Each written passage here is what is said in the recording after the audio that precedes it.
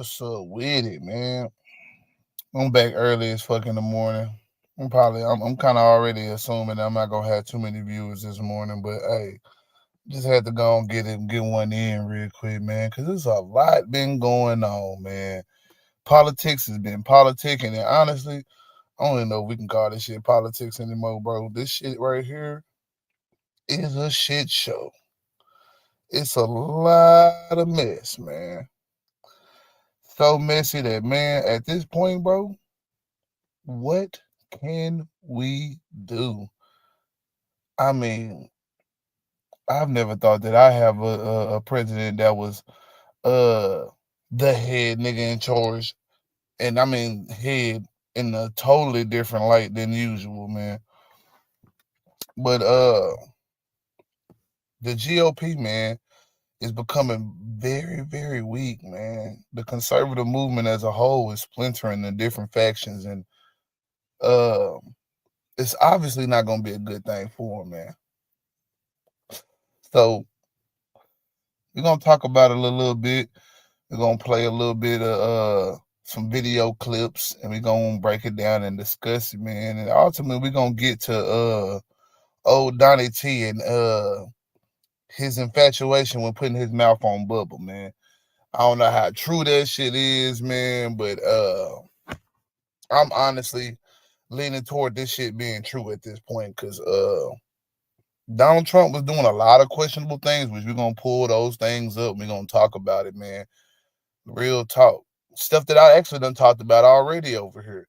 So we're gonna talk about some of the questionable behavior of Donald Trump before the election, and how it might actually coincide with him putting niggas meats in his mouth, man. It's crazy out here, bro. It's crazy, man. But yeah, man, y'all roll one up, y'all pull up. I know it's early, but I don't give a damn. Y'all gonna get lifted and splifted for this one right here, because it's gonna be crazy, my nigga. You know what I'm saying? So let's just see where we gonna come from this story out of, man. Matter of fact, let me get my shit together real quick.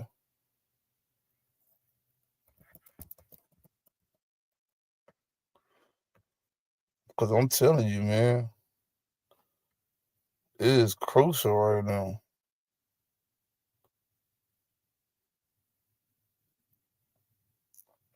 It is crucial. And honestly, I don't know who out here got more smoke, man. Donald Trump or Donald Trump supporters. Cause it's getting crazy right now, man.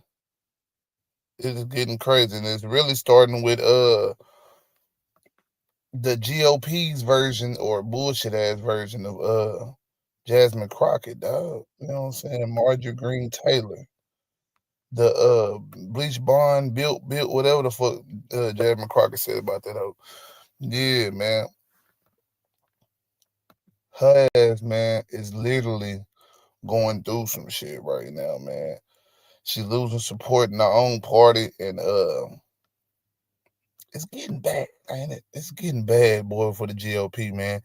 I honestly don't know what I don't know what is going to happen next, but it seems like the political theater of today is definitely keeping everybody at the edge of their seats. I don't think anybody's expecting the shit that is happening from day to day to be happening the way it's happening, bro. It's really crucial. You know what I'm saying? But let's get into this Marjorie Green Taylor, or Taylor Green. My fault. I thought it was Green Taylor, man. It ain't Marjorie Taylor. It's Marjorie Taylor Green. Fuck. Anyway, MTG, man. That's what we gonna call that. MTG, man.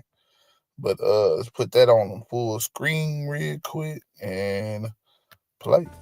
Pretty picture of the Capitol there, and somewhere inside that Capitol is our next guest, making her way up the stairs as we speak. She's one of only 4 Republican lawmakers who helped force a vote to release all of the files in the investigation of convicted sex offender Jeffrey Epstein. Now, the House is expected to vote next week on a bill to release the files after a bipartisan petition to force the vote finally got enough signatures. And all of it comes after a new batch of Epstein's private emails were released, a batch that mentions President Trump multiple times. Some GOP leaders and the president oppose the release of these documents, and the president denies any wrongdoing, hasn't been accused of wrongdoing. Only on CBS Mornings, we are joined now by Congresswoman Marjorie Taylor Greene. Congresswoman, good morning.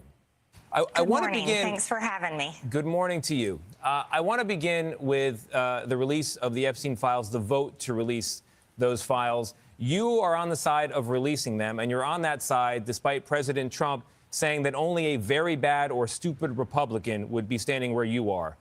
Why is this so important to you? It's for the victims. These women have been waiting, some of them for decades. I talked to several victims that were raped by Jeffrey Epstein back in the 90s. And so this is information that has needed to come out for a very long time. And the American people have demanded it. And so the American people deserve to see transparency from their government. Rich, powerful people should not be protected. That is completely wrong.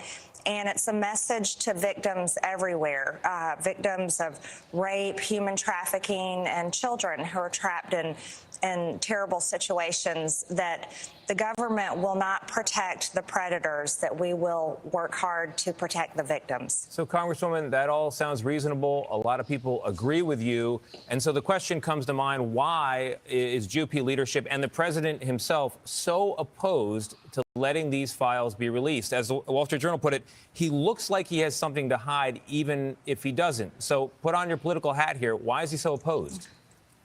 Well, you know, I've talked to many of the women, and the women themselves have said that Donald Trump did nothing wrong. And even their attorney said that Donald Trump was the only one that helped them.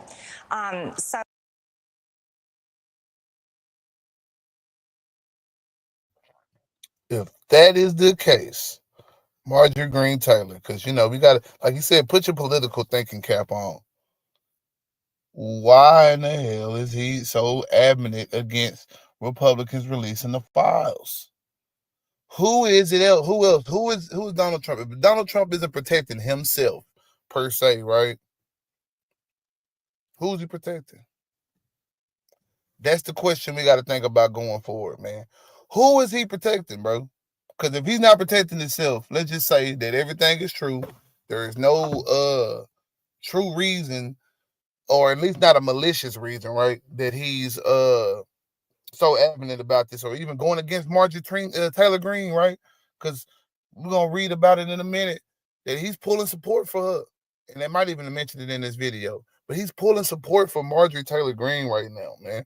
So why is that, man? But we're going to go and continue, bro, because something is obviously up. And just so y'all know, people who watch the video, if you don't like me pausing and commentating, man, this is not the video for you, my nigga, because this is what I do, man. I had a comment before, oh, man, you keep pausing the videos and you keep breaking up the videos. Well, nigga, it's going to be copyright. Just pretty much me showing somebody else's video and with nothing else. If I don't comment and say shit and don't speak on the shit, you know what I'm saying? But let's continue, dog. Let's continue, because this shit right here is a mess. So I'll just being very honest with you, it's something that I don't understand. I think it's a huge miscalculation, and I truly just stand with the women, and I think they deserve to be the ones that we're fighting for. You can understand, Congresswoman, how in the absence of a compelling why, a reason from the White House, people jump to conclusions and assume the president must be implicated in some way. And then we have all of this new information that came out both from Republicans and Democrats. I know you were going through it as of Wednesday. I'll just highlight one email that's getting a lot of attention here. It's from Jeffrey Epstein in 2011, and he says, "The dog that hasn't barked is Trump." The email goes on from there. We don't understand the context. What do you make of this? I don't know, not understanding the context of their conversation. And of course, Jeffrey Epstein is dead, so we can't ask him himself what that means. There's many conversations in these emails. There's tens of thousands of pages. That email in particular came from the estate. We subpoenaed the estate on the Oversight Committee. I'm part of that investigation. So it would be good to have further information there. But there's many people. And, you know, I've been looking at these emails, and I think it's a very interesting view into a world that most of us have never seen. It's like a kind of like a web of global affairs, business connections, a very high and powerful people, foreign leaders, and it's just an interesting world, and even the intel community. It is an interesting world. It makes me wonder, and I'll just put it baldly, do you think President Trump has something to hide here? I don't, because I believe the women, and the women have said over and over again that Donald Trump did nothing wrong. Even Virginia Giuffre said it under oath, and she wrote it in her. No, let's be honest, man. Because like I say, I'm not here to just make sure that Trump is looked at as guilty. All right, so let's just say that Trump didn't do nothing to the women. Did he do something, period? Like what we're going to talk about later on when we talk about some guy named Bubba's meat stick being weirdly misplaced out of his pants and in the direct mouth of our current president of the United States, man. Possibly, man. Like I say, we don't know if that's true or not, but let's just say that he is a meat sucker, man. Is he trying to keep that type of shit from going out? Maybe he was at the island trying to see what kind of what's up to the little boys, man, or the men, because as they say, he's not messing with children at all. Maybe he just wants the men. You know what I'm saying? Like, what's going on here? Because it's obviously something. Just because you can point to he's not doing nothing to the girls, that's cool. That's good. So he's possibly not a pedophile, even though there's other allegations outside of Epstein Island. But I digress. We're not gonna go into all that today because that's not this show. But it's obviously something going on, right? Like, what is he so against you for? What is he so against everybody else for? And she's clearly still Team MAGA because she can't even find it in herself to even think that there's a possibility that something is not being told right now. But hey, I digress, man. We're not gonna trip at all, bro. We're gonna just keep on keeping on, right? Book. And so if we listen to the women, they say Donald Trump has done nothing wrong.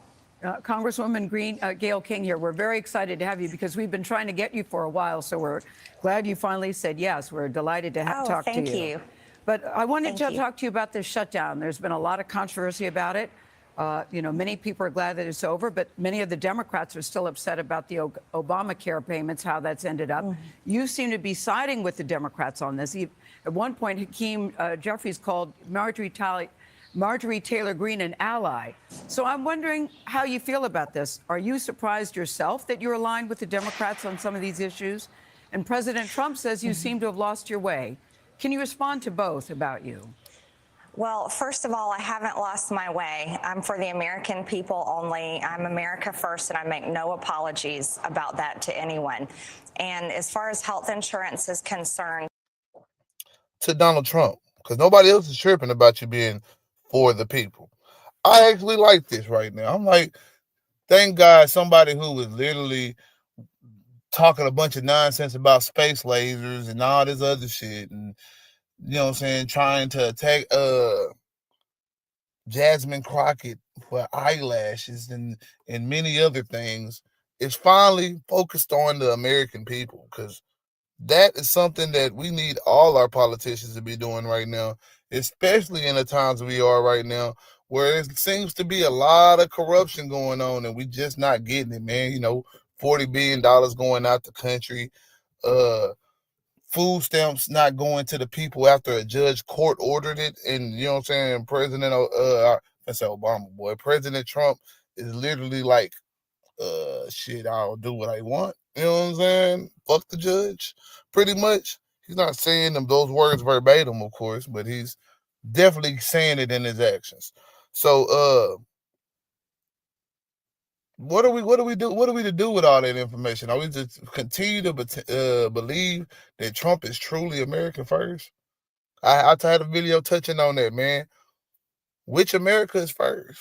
Because it don't seem to be the United States of America. It seems to be maybe with someplace in Argentina, America, South America, right? You know what I'm saying? Like, what's going on, man? What is going on? But let's all let her continue, man, because obviously she's on her. She gonna defend her daddy to the end, boy. It hurt my own family. Back in 2010, the Democrats passed Obamacare, and in 2014, when it went into effect, my family's health insurance premium went from $800 to over $2,400 a month. And we've seen the health insurance industry prices just go up and up. And now that the ACA tax credits are expiring, which the Democrats did put in place, and they set the expiration date for this year, I see a financial crisis for Americans. And so on this issue, I don't see political party lines. I see simply that the American people have been done wrong. And I want my party to produce a solution and a plan that fixes this mess once and for all. And so that is what I've been urging here in Washington. And I really hope to see Republicans and Democrats both work together to come up with a very good solution with health care for the American people. Yeah, everyone would want that. Congresswoman Green, thank you very much for joining us and for running up the stairs to make it and apparently having an amazing cardio routine because you're not even a little bit out of breath. So maybe share that online later.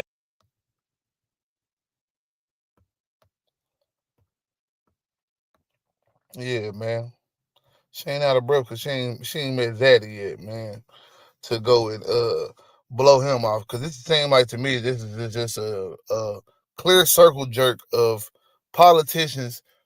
You know, they might disagree with shit here and there, but at the end of the day, they're all in cahoots and figuring out ways to help and or hurt the American people. Let's just say some of them are trying to help. Because I'm not a pessimist like most of the government never does anything type of people. You know what I'm saying? Even though I don't trust the government to do anything efficiently and well, at least not when they're implementing something new. It's just not going to usually happen. It usually takes trial and error with these things, and we can definitely say humans don't get it right. And since we, the people of America, eventually, you know what I'm saying, become either the politicians, the voters, whatever it is, you know what I'm saying, we can't blame anybody but ourselves for the reason of how bad this shit is right now. You gotta blame yourself. Can't sit here and blame the politicians solely. You gotta say, man, what the fuck we voted for this shit, man. Again, the lesser of two evils don't seem to be getting any better for us, man. Like honestly, I love to see what the Democrats do next when they get in the office, because I mean, so far it's been a sense of normalcy. Let's just be real. You know what I'm saying? Let's just see what happens with that shit, bro. But I'm finna read a little bit of this article, man. As we talk about how Trump is turning on this girl, bro. He ain't fucking with her no more.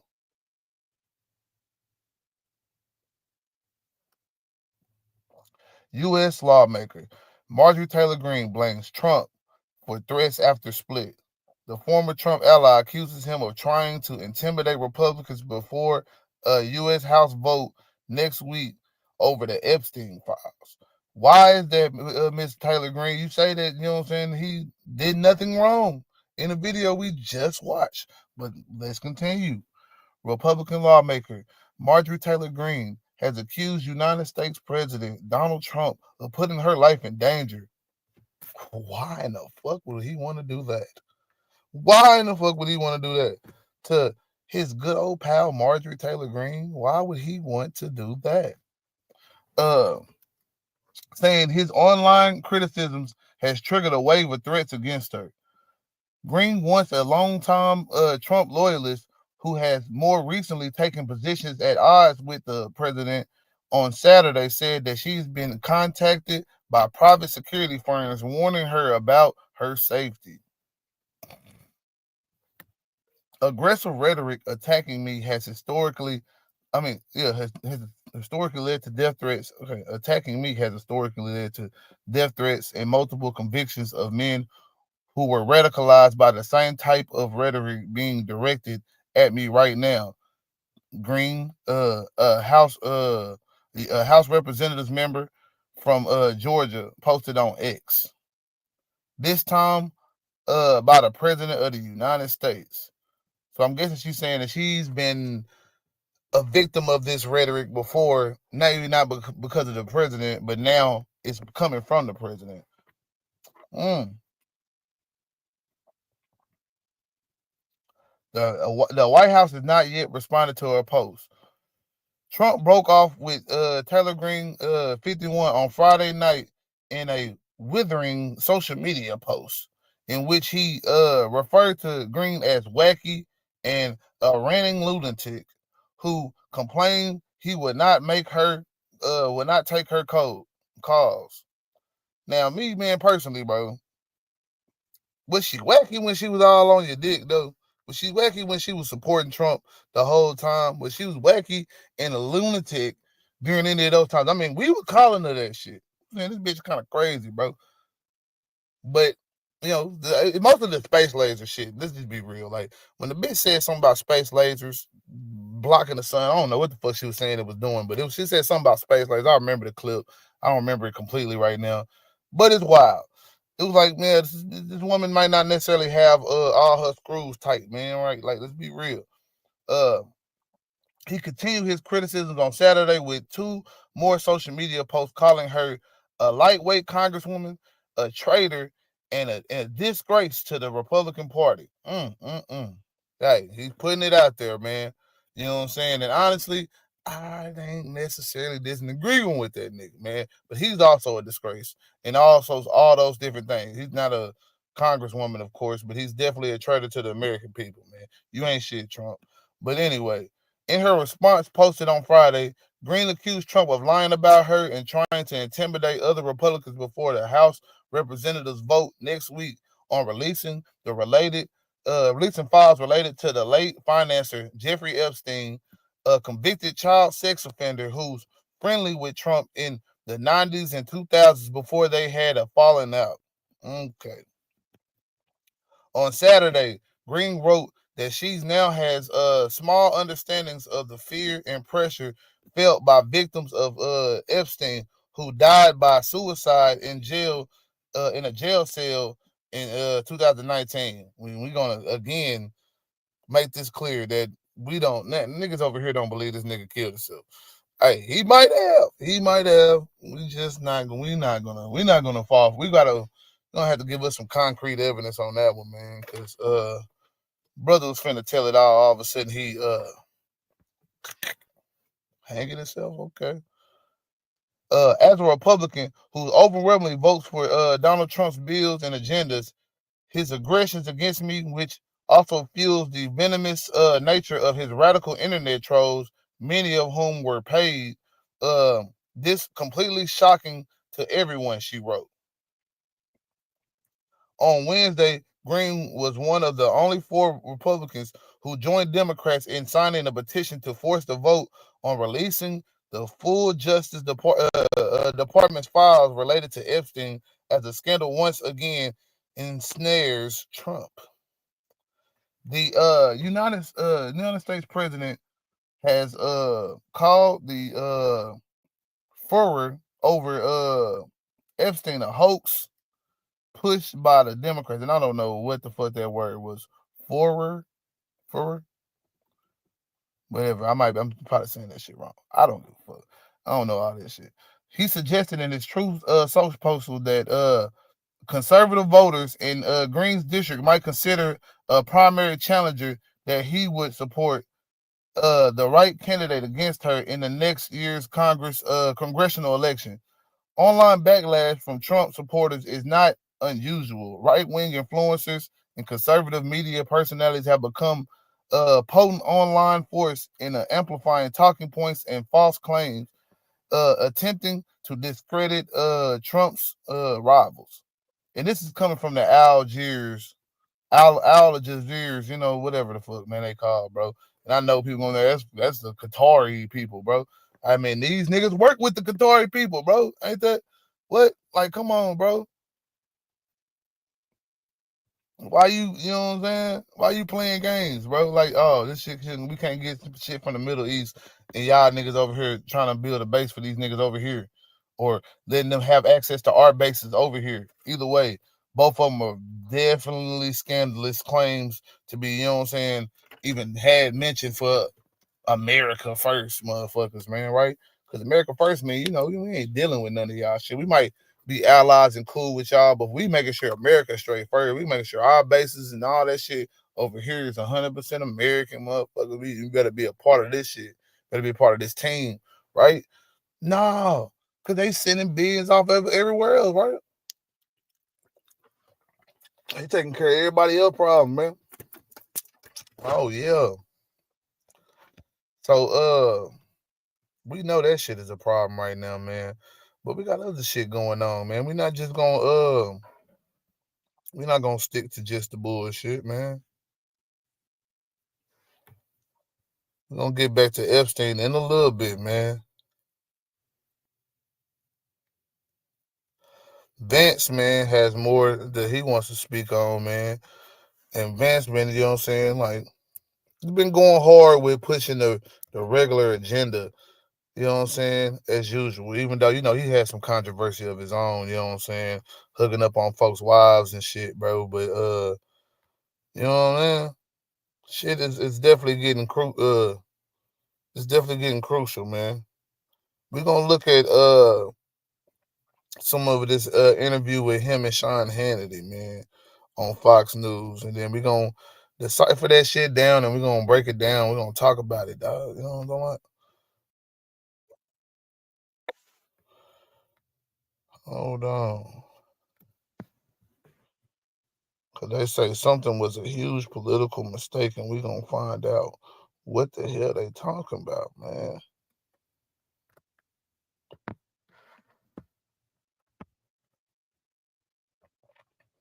So we're gonna check out some of this, you know what I'm saying? Break it down. And then we're gonna get on to some more shit, bro. We're gonna start, you know what I'm saying, get into some more local shit before we get into Donald Trump and Big Bubba, man. You know what I'm saying? Doing some peculiar things, man. Doing some real peculiar things, my dude. Mr. Vice President, great to see you again. Good How to are see you? you. Welcome. Good. Appreciate Good. How you doing? And thanks for sitting down. Well, I guess we start with a little good news. Yeah. Government is open. That's right. Okay. Longest shutdown in history. Can you tell me what the point of all that was? I wish that I knew, Sean, because here's what the Democrats actually accomplished. They caused a lot of stress for our troops. They made our air traffic controllers not get paid. They caused a lot of flight cancellations. They had a lot of people thinking they weren't going to get their food benefits, all for literally nothing, Sean, because we could have struck this exact deal 45 days ago. In fact, we met with Hakeem Jeffries and Chuck Schumer and said, we will pass this exact deal.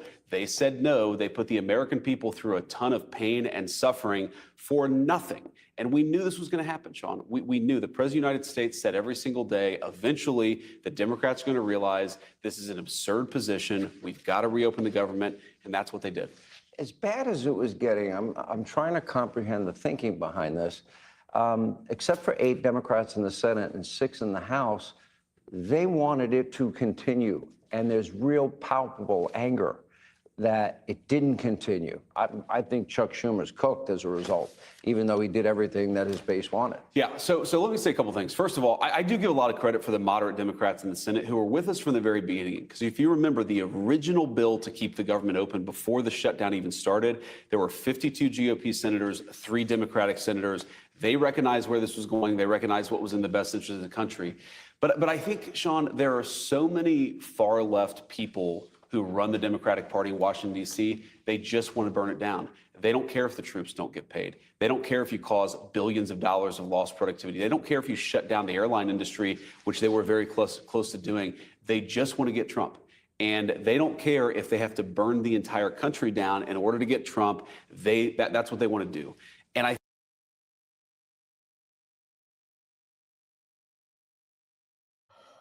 kinda have to agree with this man on this point.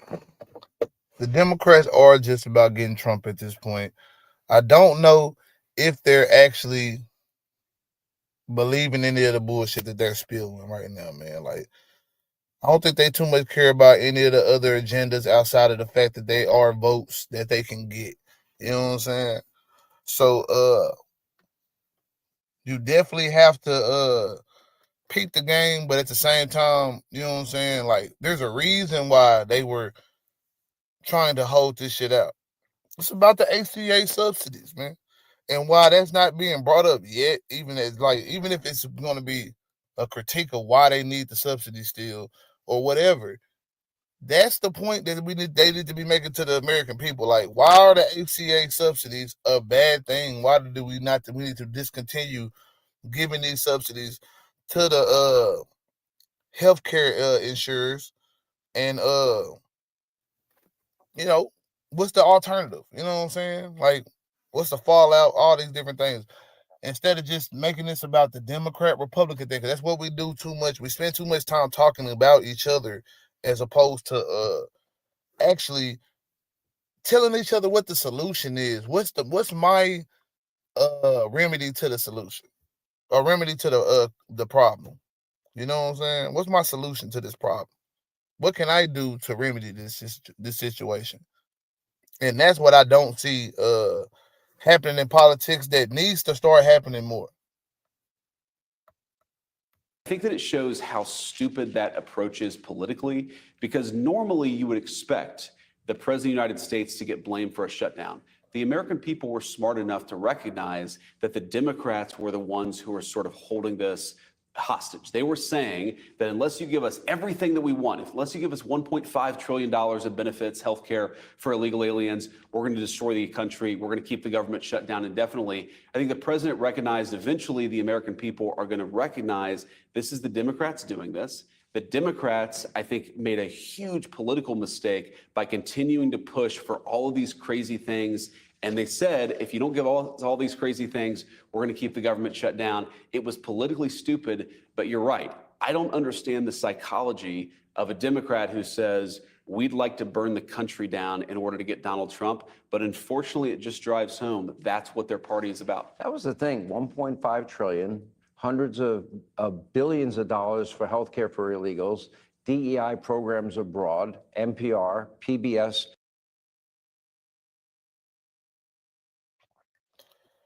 And notice how they amassed the subsidies into healthcare for illegals, DEI, all this different shit. Which, hey, I'm not saying that any of that wasn't in some kind of bill that they might have came up with. Like, we need to bring back some of these DEI programs. We need to, you know what I'm saying, give healthcare to, I don't know what it would be, Medicaid to, you know what I'm saying, children that are born here, though their parents are illegals, because that's usually how they get the benefits.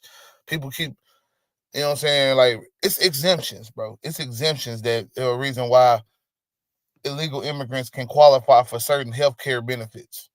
It's because there's exemptions. We can't be just cruelest, like, fucking downright ill human beings and let people that are maybe dying that happen to be illegal not get healthcare, or pregnant illegal having to give birth. We have to deliver the baby, bro. We can't just say, nah, go have your baby on the street.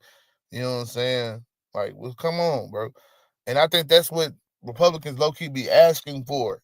They asking for, they like, hey man, don't help these motherfuckers at all, which is wild. But hey, it could be more nuanced in the middle somewhere. Like I say, I'm not here to push a bad light on either one of these motherfuckers, or really, I'm here to push a bad light on both of these motherfuckers.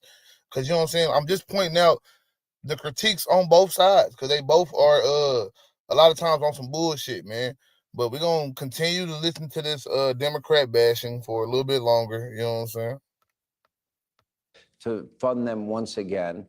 And I'm like, that's the hill you want to die on? During the process, at any point, did any Democrat, any leader, did you have conversations with them, say, Work this out with me. Did that happen behind the scenes that nobody knows about? Oh, of course. Privately, we were having conversations all the time. And frankly, privately, the Democrats would recognize the position of their far left was crazy. But they all feel a little bit like they're being held hostage by their far left. You said it very well. Chuck Schumer, this probably ended his career, and he was the person who was fighting more than anybody to keep the government shut down. So the far left, they're never going to be satisfied unless the Democrats are willing to burn down the entire country. Luckily, there were a few moderate Democrats who allowed reason to prevail. We have to step back, Sean, and remember how crazy the demands were. They wanted $1.5 trillion, a lot of that healthcare benefits for illegal aliens. They wanted us to undo all of the great border policy that we've been doing. They wanted us to refund, like you said, NPR and PBS.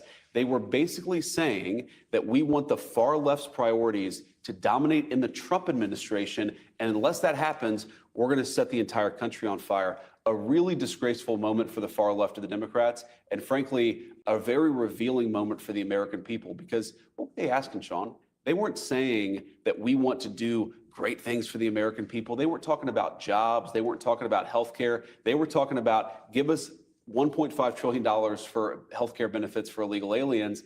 And unless you do that, we're going to make it impossible for you to fly home to see your family on Thanksgiving. It's just craziness that that was ever their position, but it was. Will we get it back up and running fast? You know, it's going to take a little bit of time to get everything fully up and running. They actually brought the bill over to my house last night around 9 o'clock to sign it because as the president of the Senate, I had to sign it for the Senate. Mike Johnson signed it for the House. And then, of course, the president of the United States had to sign it into law. Uber eating bills from Congress? Right. Is that... Basically, I mean, the Senate parliamentarian was driving around in an Uber going from place to place to get this thing signed. But I had this conversation with the president yesterday afternoon. I said, assuming the House is able to get this done, do you want to sign this tomorrow morning? He said, no, I want to sign it tonight because the only way to get the people's government turned back on as quickly as possible was to sign the bill as quickly as possible. But, you know, it goes to show the entire time, the president, the entire administration, we were focused on getting the government turned back on, getting critical services actually funded so the government could function for the American people. The Democrats were focused on, we want to take you hostage. We want to make it hard for you to get home to see your family on Thanksgiving so that we can give your health care benefits to illegal aliens. What an incredible juxtaposition of priorities. We care about Americans. They care about illegal aliens. That's been true for years. They made it super clear with this government shutdown fight. Let's talk about, obviously, the economy is always front and center for most Americans. I would argue that foundationally, everything's set. Trillions of dollars of committed monies for manufacturing, largest tax cuts in history. It took quite a while, over a year and a half, for the Reagan tax cuts to kick in. That's right. Ended up with 21 million new jobs, longest period peacetime economic growth. President Trump now has given us the largest tax cut in history. No tax tips, Social Security, overtime. Then you add the energy component. So for people now that maybe are still suffering from the Biden-Harris economic hangover, when do we really see the engine of the economy start to take off? Well, some of it's already started, Sean, but some of it is going to take a long time because we inherited a disaster. We inherited the highest peacetime debt and deficits in the history of the United States of America. We inherited the worst inflation crisis in at least the last 40 years, and I think probably longer. So a lot of Americans, when we took over, they were struggling. They either were underemployed or they didn't have a job altogether. Their wages had been stagnant. And the President of the United States said the most important thing that we have to fix is for people to be able to live a good life. We need a good job to pay good wages. We need people to be able to go to the grocery store and actually buy what they need for their family. That takes a little bit of time.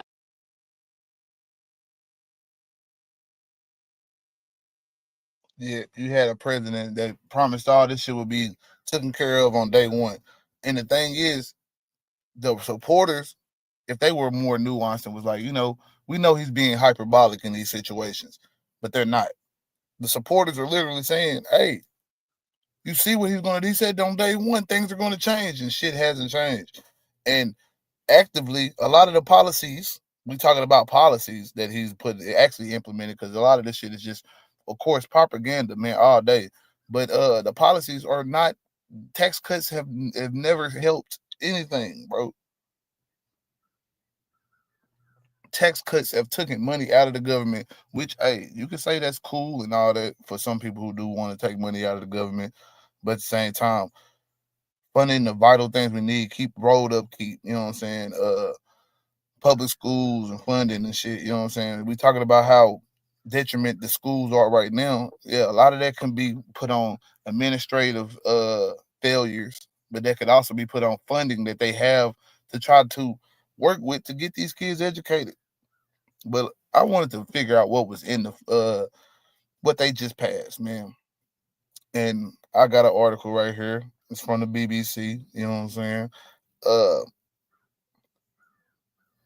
let's just say this is not one of those that Trump really fuck with too much, but hey, at the end of the day, man, they was the first one that popped up that said something about the funding package. So we're gonna talk about it. We're gonna read it out real quick and see what's in the bill. All right.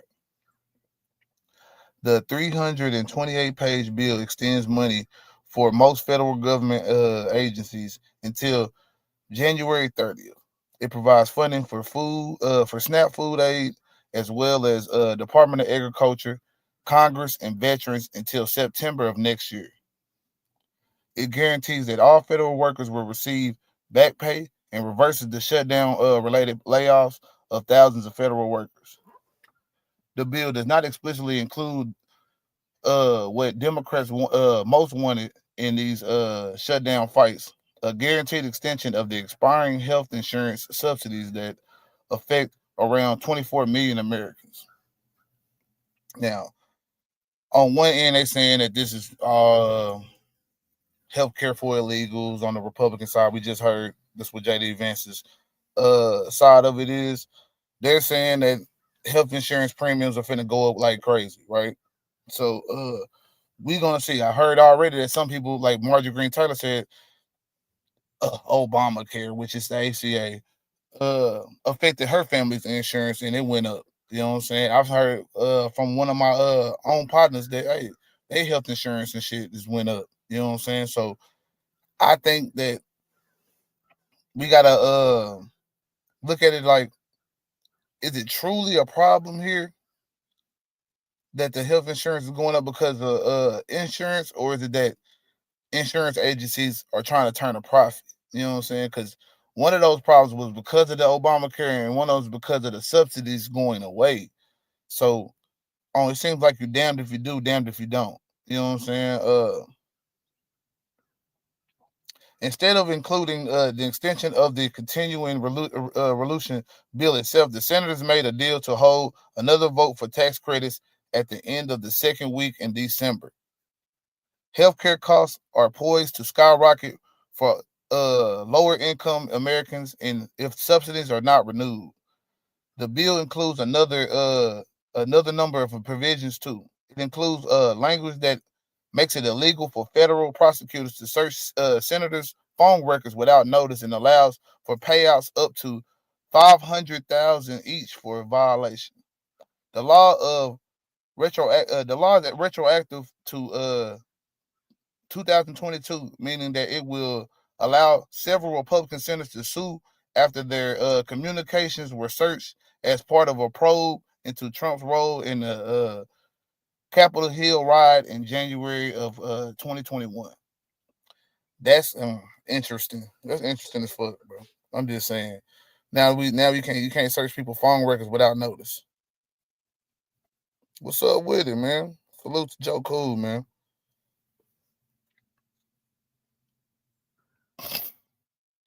The bill also reverses legislation of cannabis deprived hemp. Ah, yeah, that's some bullshit too. The fact that and Texas veterans right now fighting the shit out of that.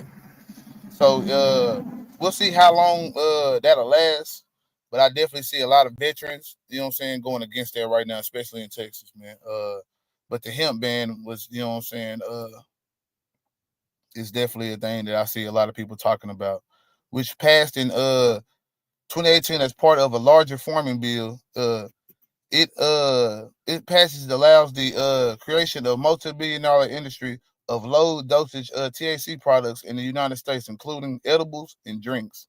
The new bill provision prevents the unregulated sale of intoxicating hemp-based and hemp-deprived products, including Delta 8, from being sold online in gas stations, corner stores, while preserving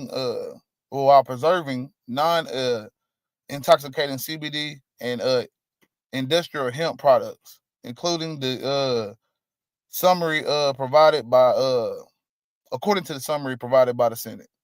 Along with other provisions, the bill bans the Pentagon from increasing spending that has not specifically authorized previously. It also allocates $88 million to increase security for congressmen, the Supreme Court, and federal court system due to the increased threats of political violence.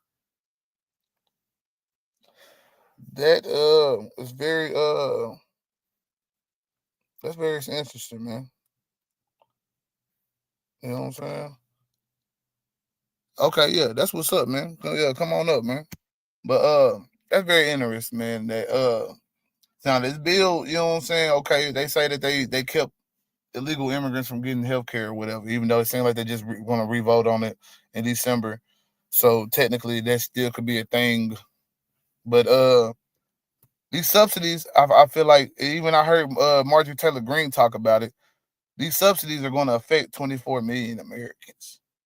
So do we want to see people's health insurance go up, and then a lot of people stop getting health insurance, stop going to the doctor, more health-related injuries? We losing more of the American workforce. It's supposed to be America first here, right? So I'm not sure if these GOP people are actually thinking about the American people when they are talking about these subsidies and talking and painting it as it's health care for illegal immigrants and all this other shit like that. Because every time I look for these different benefits of illegal immigrants, it seems to be the shit that you would say, oh man, that's some basic human right decency type shit. We're gonna let them give birth in our hospitals, and if they have some serious injury, we're gonna fix it. You know what I'm saying? Like, would you want to see somebody with a broken leg just not get any medical attention whatsoever just because they're illegal? You could deport them right after that shit. But I'm just saying, like, this makes it, some shit just makes sense and some shit don't. So I'm gonna let JD Vance continue with his rhetoric real quick. And I know that there are a lot of people out there, Sean, who are saying things are expensive.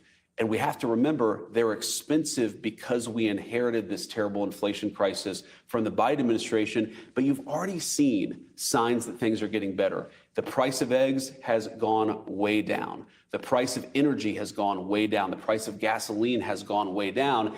And as we know, when the price of energy goes down, that starts to filter out into the entire economy, but that also takes a little bit of time.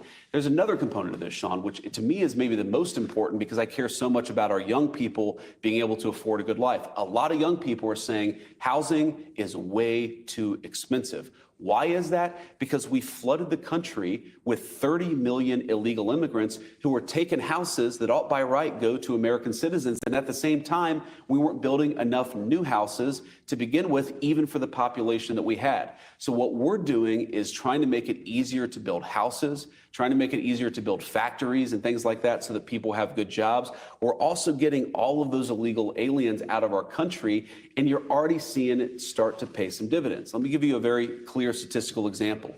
Under the Biden administration, the price of a new home literally doubled in 4 years. It went up 100%.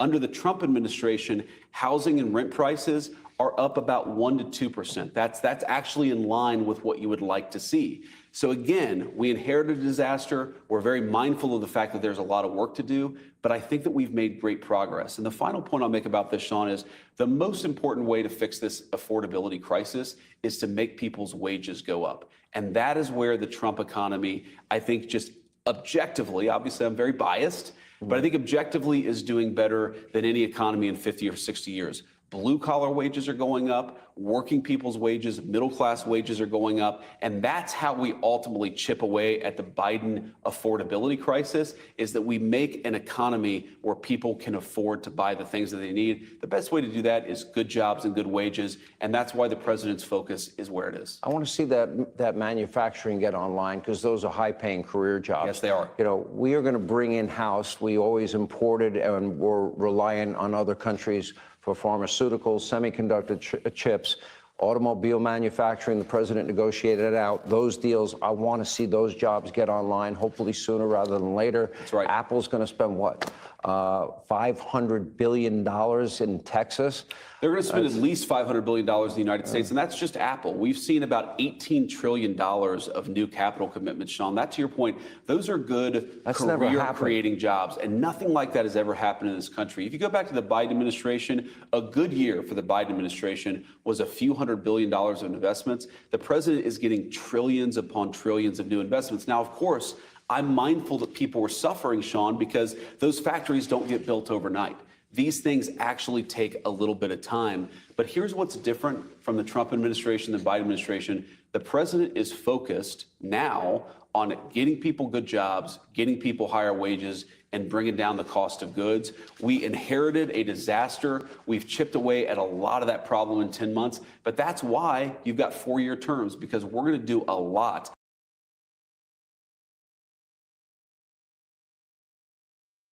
It definitely sounds good, man.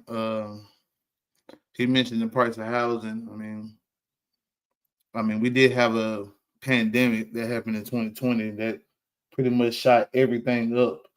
So I think that includes the price of housing, the price of goods and manufacturing and jobs and stuff like that. I'm not sure. I haven't looked at the numbers to see how many jobs have, or manufacturing jobs per se, have come back to America.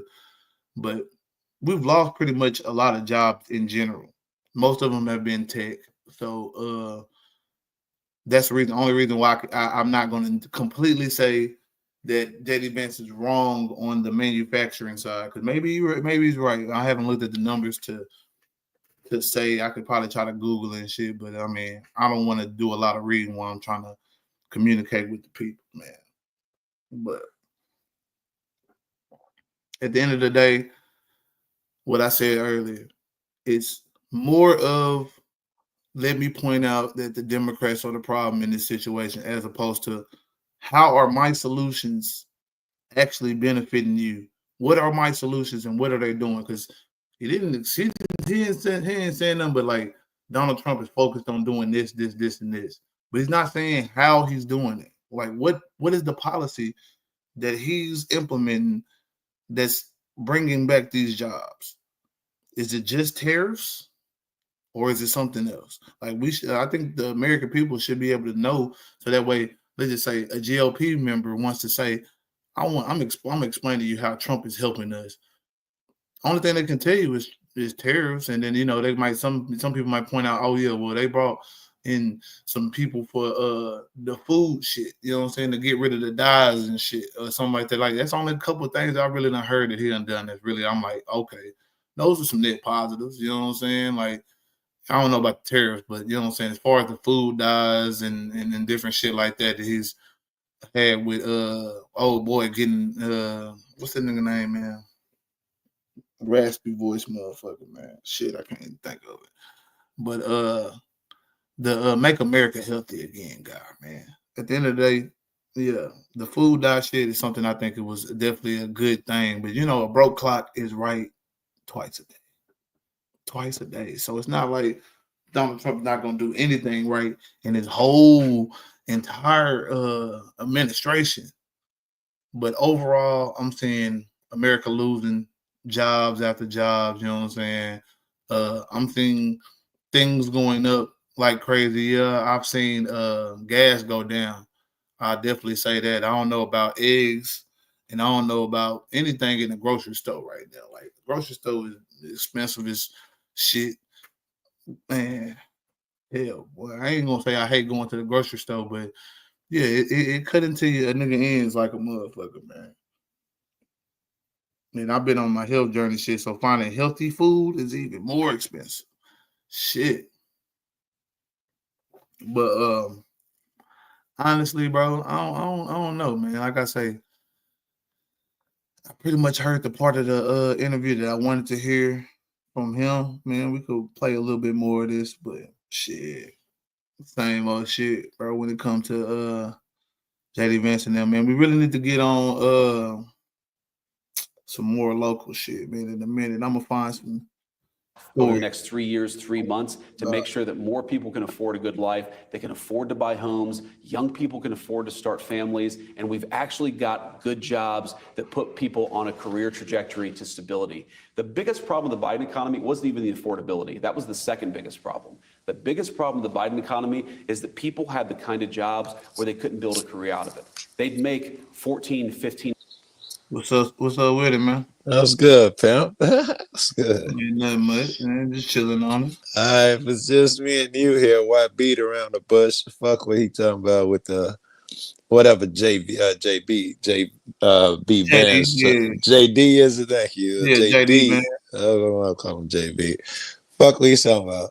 However, your thumbnail, you're on the side. I saw your thumbnail.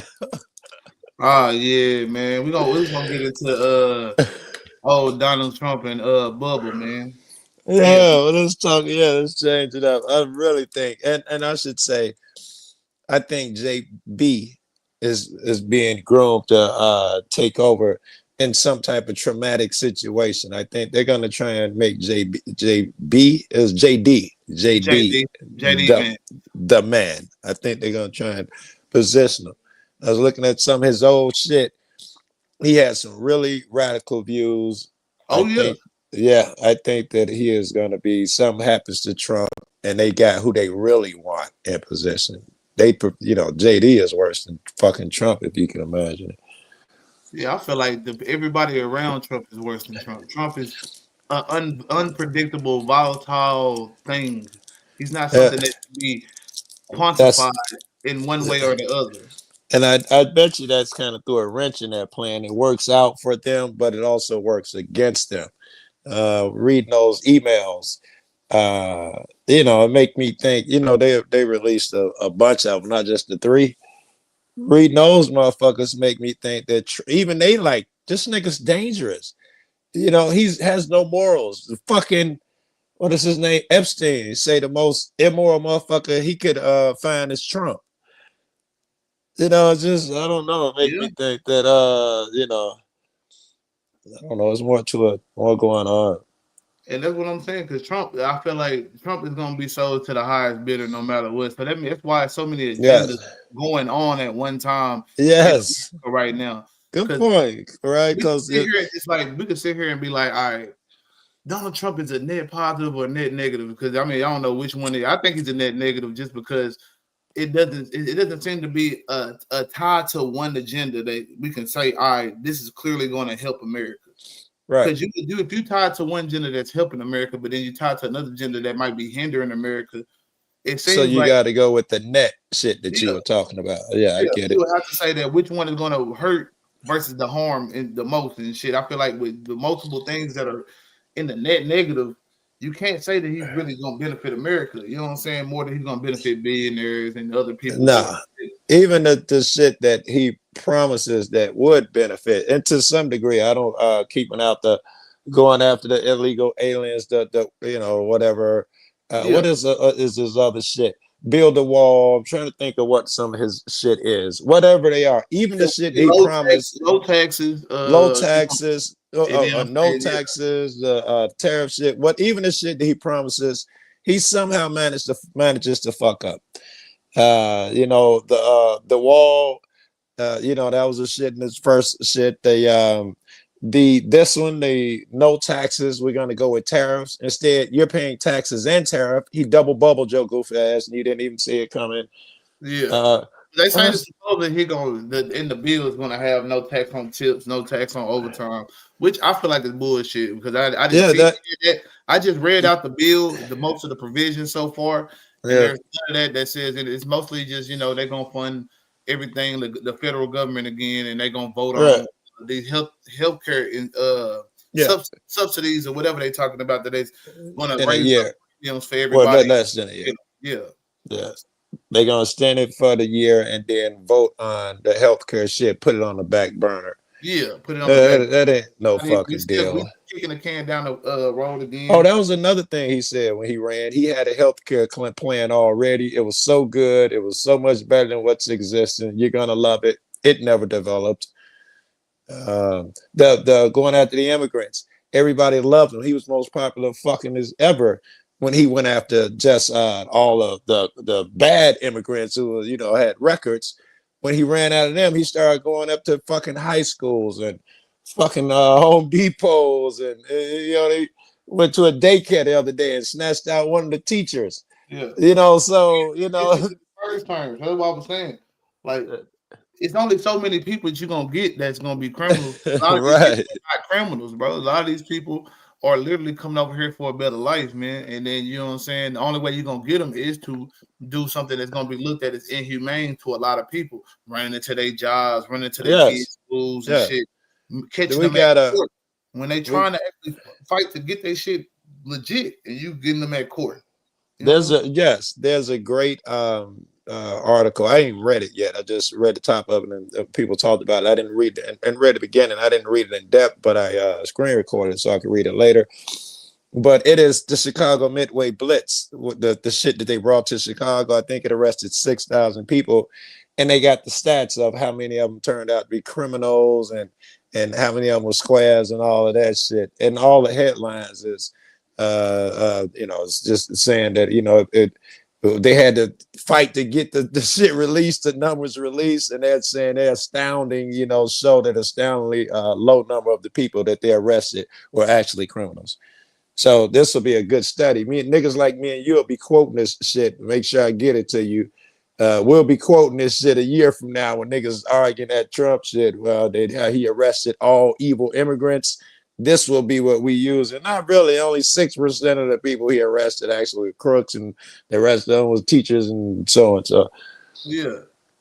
So that's the whole problem is that, but then you'll have some people that don't care. They like, hey, okay, well they were here illegally, so that makes them a criminal.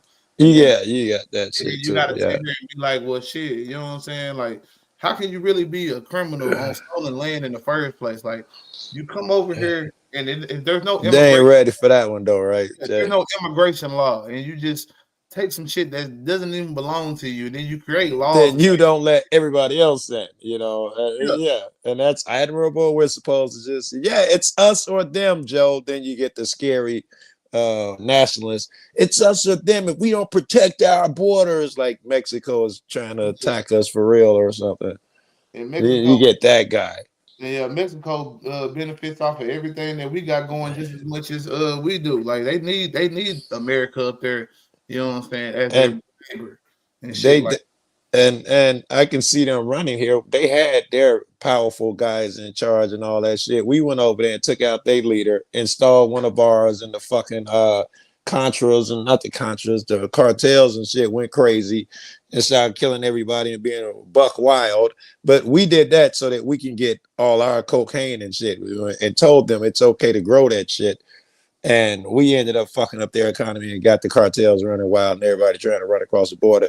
And you look into it, most of the countries where the people are running over here, we destabilized their fucking country for whatever purpose we needed them for, whether it be natural resources or whatever. We upset their apple cart, kicked out their leader, found one who would give us the minerals or whatever the fuck we wanted, and their countries go to shit. We played a hand, and all the people coming over here. Definitely, we always end up doing that shit because we in our most, you know what I'm saying, deepest, you know what I'm saying, elements, we are still a more opportunist country that's like we're gonna figure out a way to capitalize, or you want to call it, and like I think it's more than capitalism when it goes globally. I don't know if it's imperialism, I don't know if it's globalism. You can change the name. Is, but it's, you know what I'm saying, definitely motherfuckers, you know what I'm saying, capitalizing on lesser developed or organized nations and exploiting them for the resources that, you know what I'm saying, technically all this shit is all ours, bro. All this shit should be all ours. We should be trying to make sure that we use what we need and leave the rest for the next generations. That's why like that. That's why Trump is so scary to me, and so dangerous and all that shit, not because of the policies he put forth, because of that idea that it's us versus them. I fight every day that there is no black versus white, tall versus short, left versus right. Whatever your argument is probably in your head. Christian, Methodist versus Baptist. You really kill a motherfucker over that shit. Because somebody put it in your head, it's us versus them. And Trump is the best at creating us versus them. He got them rolling back every black law, voting law, civil rights. You know, Trump got these motherfuckers, racist fucks coming out the woodworks. I can't. He killed more fucking, Rosa Parks rolling over in a fucking grave on the South Side. Shit, man. I think that at the end of the day, man, only way we could, because it is a us versus them in a certain sense, that it is good versus evil, or righteous versus the unrighteous, or whatever. We agree with that, but you can't identify him by saying he wears a hat and those don't wear hats. You can't be randomly saying shit. You can't label them by like, all right, they're support a specific political party or their specific color or some shit like that. It's not a thing. Not all black people agree. No race agrees. All right wing don't agree. All left wing don't agree. You can't do that. I feel like some shit that Miss Cynthia be saying, the fruits, you know what I'm saying? The actions, man. Like, yeah, you can tell the tree by the fruit that it bears. When you sit here and talk with people and you can't get certain, like, because me, I don't really be sitting around caring about if an illegal got a health card or not. Or right. Does he get $60 a week in food stamps or not? Like, I don't really. Like, who is exploiting the system? Because, like I said, I feel like the system is there for a reason. If you go to civics class and government class, they teach you why we have government safety nets in the first place, and they teach you about the different checks and balances and all that shit. But the different parties and why they went from, all right, someone would support these things back in the day, like this support unions and 40-hour work weeks and shit like that. It made sense back then. Yeah, right, because the Pinkertons were shooting people and all of that bullshit. So the unions made sense. Yeah, and then you got a lot of these now. You got the unions have become gangsters. Yeah, you got parties, but you have parties that have, you know what I'm saying, become so disillusioned to, like, where you got Democrats that are support some right wing shit. You got Republicans. Yeah. So extreme now that it's really hard to say, like, is this really conservative values or is this something or is this crazy white nationalist bullshit? Because they've co-opted Republicans so much. You can't have a conversation around some nigga like Andrew coming in or OG believing that America needs to remain pure and we can't have all these darkies coming in poisoning the blood. That's where the conversation always goes, and it makes you think, are these motherfuckers crazier than I thought?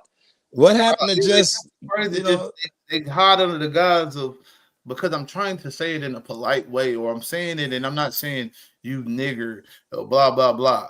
You know, even though they will say that too from time to time. Yeah. I'm just saying that they don't lead the conversation with hitting you with a slur and saying you are beneath this. They might even like the certain black people that they might be on the panel that act white.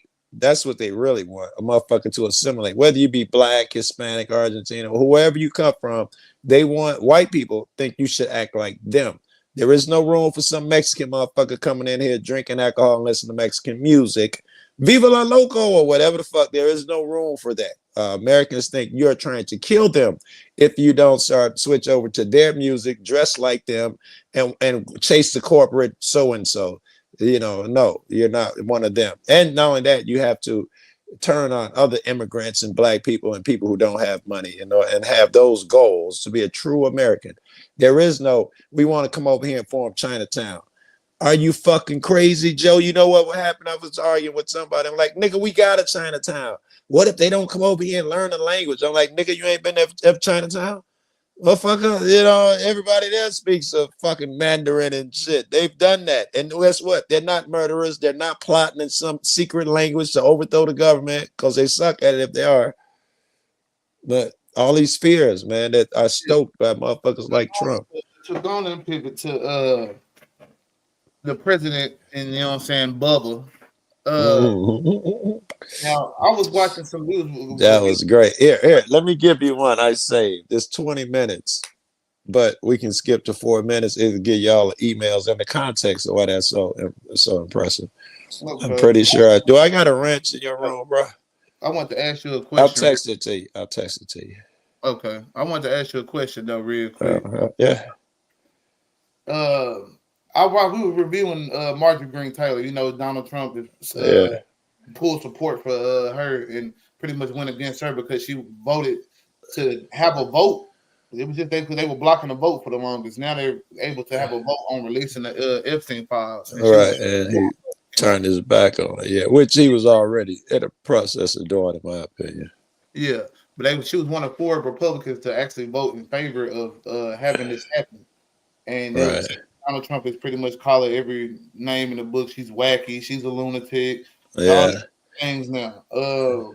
She still has been in support of Donald Trump, even though she has said things on like at Twitter. Because in public, she's pretty much in support of Donald Trump, but in public, she's still, you know what I'm saying, or in private or on her, I don't know what you would call it, her social media post, she's saying that he's threatening her life by criticizing. So I don't know where it is, where she lies on the Donald Trump train right now. But it seems apparently it's just a few. I think Israel was one too that she came out against, if I'm not mistaken. Yeah, you could say because like it's definitely a split in the Republican. Let's not even say Republican, but maybe MAGA in general, like MAGA. Yeah, right. You got to get specific. The split in MAGA with the Epstein shit, especially. Because remember, America First was the motto of the MAGA. Right. Now, America First and released the Epstein files, and he went and gotten everybody's business, everybody wars. He's supposed to just end the 2 that we had. Instead, he got in everybody's business, inflamed everybody with the tariffs instead of the American First shit. And the other promise, I forgot the other shit he came up with it. He failed on that shit too. America First, and I forgot the other one. Shit, he said. This nigga. Have you heard of the whole America First movement that they create now? That's wait. And the Epstein shit. A lot of them wanted him to drain the swamp. They believed that QAnon shit, that he was a outsider and he would drain the swamp. And he went in there and joined with every billionaire. Put fucking a billionaire Gates and another one I can't think of his name and Musk. He put all of them in charge of shit.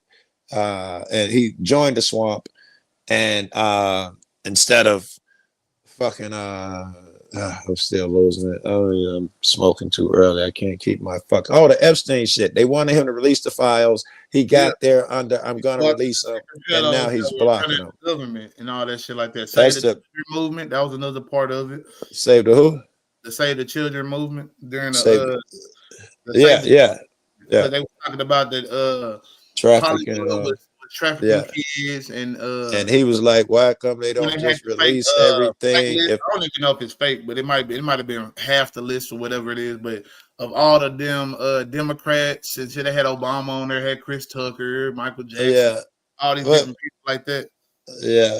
This shit they said it, but that shit was on there. But now that they're releasing it, some of them names are not on there. For instance, he been saying Clinton been at the house, and I ain't never been to the house. Turned out he was at the house. It looks like Clinton ain't been at the house. The emails that I just sent you, he is saying that I could bring down Trump at any time. Like 4 minutes into it. Yeah, go like 4 minutes into it, and they're gonna start where they start the top 20 list. The first 4 minutes is just talking. Then they gonna start at number 20. And it gets good. It gets all the way up to number 1. But he tells you why, because the average motherfucker would not know. It turns out that what's important is the timing. Right before he goes to jail, he's threatening that he could end Trump and all of that shit, and he got arrested as soon as he started talking reckless. Arrested around 2017 or something like that? Yeah, about 16. Yep, 2016, late 16, and maybe early 17. That's when he get popped. And that's when all them emails was late 2016, I think. Months before he 2 or 3 months before, 2 months before he got popped. All right. That's when the good shit. Screen real quick and set it up. Yeah, I forgot I made tea. That was the whole objective, making tea so I can drink with you. I got my little lemon tea in here, my little cigars. All right, I'm gonna let this play, but I'm finna go fix my son some breakfast real quick. So I'll be No, no, right. no, no, no, no, no, no, no, no, no. Don't let it play. I need you to see it. All right, Yeah, do something else, or I'll talk. You just go ahead. I'll feel some all time. right. I'll be right back, and then I'll play it. So All yeah. right. Yeah, yeah. All right. So to the non-listeners out there, I got to tell you what's on my mind today. I'll just talk. And here's what I'll talk about. Nothing to do with the shit that we're talking about. Maybe I should be nice and talk about what we're talking about. Yeah, I'll do that instead of venting and being selfish. Here's the problem with Donald Trump. Here's the problem with politics in general. When you become left wing, right wing, you no longer have the ability to have critical thinking and order. Right now, we're not on the individual level, we're on the political level. In order for me to advance politically, what me and my constituents wants means less than my ability to make a deal with someone who will progress my career. Say this year, I swear that I need to make some jobs for my people in my district, and we do shipping, and I need those shipping jobs. So I tell everyone in my home state, I'm going to go to DC and bring home the shipping jobs. And when I go there, I find out that if you vote with me against your shipping jobs this year, next year I'll give you your shipping jobs, and you have to vote for some shit you don't even believe in. And you might not even get your shipping jobs. The climate may change by the time you get your promise for shipping jobs. The climate may have changed. They may never come. And even worse, every time, because everything is so divided, you have to vote along party lines, which everything you don't agree with, or should you agree, even if you don't disagree, you got to vote with it, because otherwise the Republicans will win or the Democrats will win. So what you believe in and shit doesn't matter when you reach a certain political level. And the ignorance of it, even at a level as person to person, is absolutely dumb. You become entrenched in your ways. Anything the Republicans put out, you must say is good. If you're a Democrat, anything the Democrats can't say, you must say is good. And anything the Republicans say is evil. And you become locked in, and you become worthless to cats like me, and your critical thinking skills will atrophy. Uh, Man, I'm and already participating voting as it is. I ain't gonna lie to you. To me, it's like why vote? yeah, It's gonna be what it's gonna be regardless. Like I look at it it's, in God's hands, man, and shit, I've been able to, you know what I'm saying? My life been getting better as, you know what I'm saying, time is progressing, even though I've seen the shit around me seem to get worse. So I think yeah, that I'm on the right path right now. That's how I'm looking at it. right, right. I swear, I don't know how I feel like I'd be hanging on by a thread, because if I shouldn't be around or alive, and it's certainly not because every 4 years I vote. Do I want hard shit or runny shit? Shit is still shit. I don't believe that having a conversation, Joe, the hard shit doesn't get all over your clothes. What a runny shit you can use to grease your wheels. I don't even want to have a shit argument every fucking 4 years. I just feel like a loser. Every Uh, two every every two we years. have elections every 2 years. And the crazy thing about it is that people think that their local shit be even any better, man. Yeah. I'm I be watching, I be paying attention to my local government and shit. Like we bankrupt right now. We real broke. We can barely You afford you too big. Yo, it. you're in Dallas. You too big. If you're in like where's Barney from? Barney Fife. Remember Mayberry? Yes, your vote counts, because you're gonna see your sheriff every day at the store, or your dog catcher, the guy you vote for. You'll see him Don't. every day. If you know the town and the makeup of the town, when you are in the minority and your vote is going toward whatever Democrat candidate you can say, or maybe the alternative Republican candidate, but whatever it Mhm. is, people have a certain mind for this guy right here, the homegrown whatever, blah blah blah. That's usually how it goes. Whoever they decide, Right. the people, the native, the white population of Mount Pleasant pretty much controls who's going to be in office for the most part. And you can say some Hispanic, but you know what I'm saying. Like we are Yeah. like third in the like this is almost going to be a majority of Hispanic city now. You know what I'm Yeah, saying? that's yeah. Everywhere, Hispanic people have gotten to the point where if they're in the 30%, 40 percentile of the Yeah. city.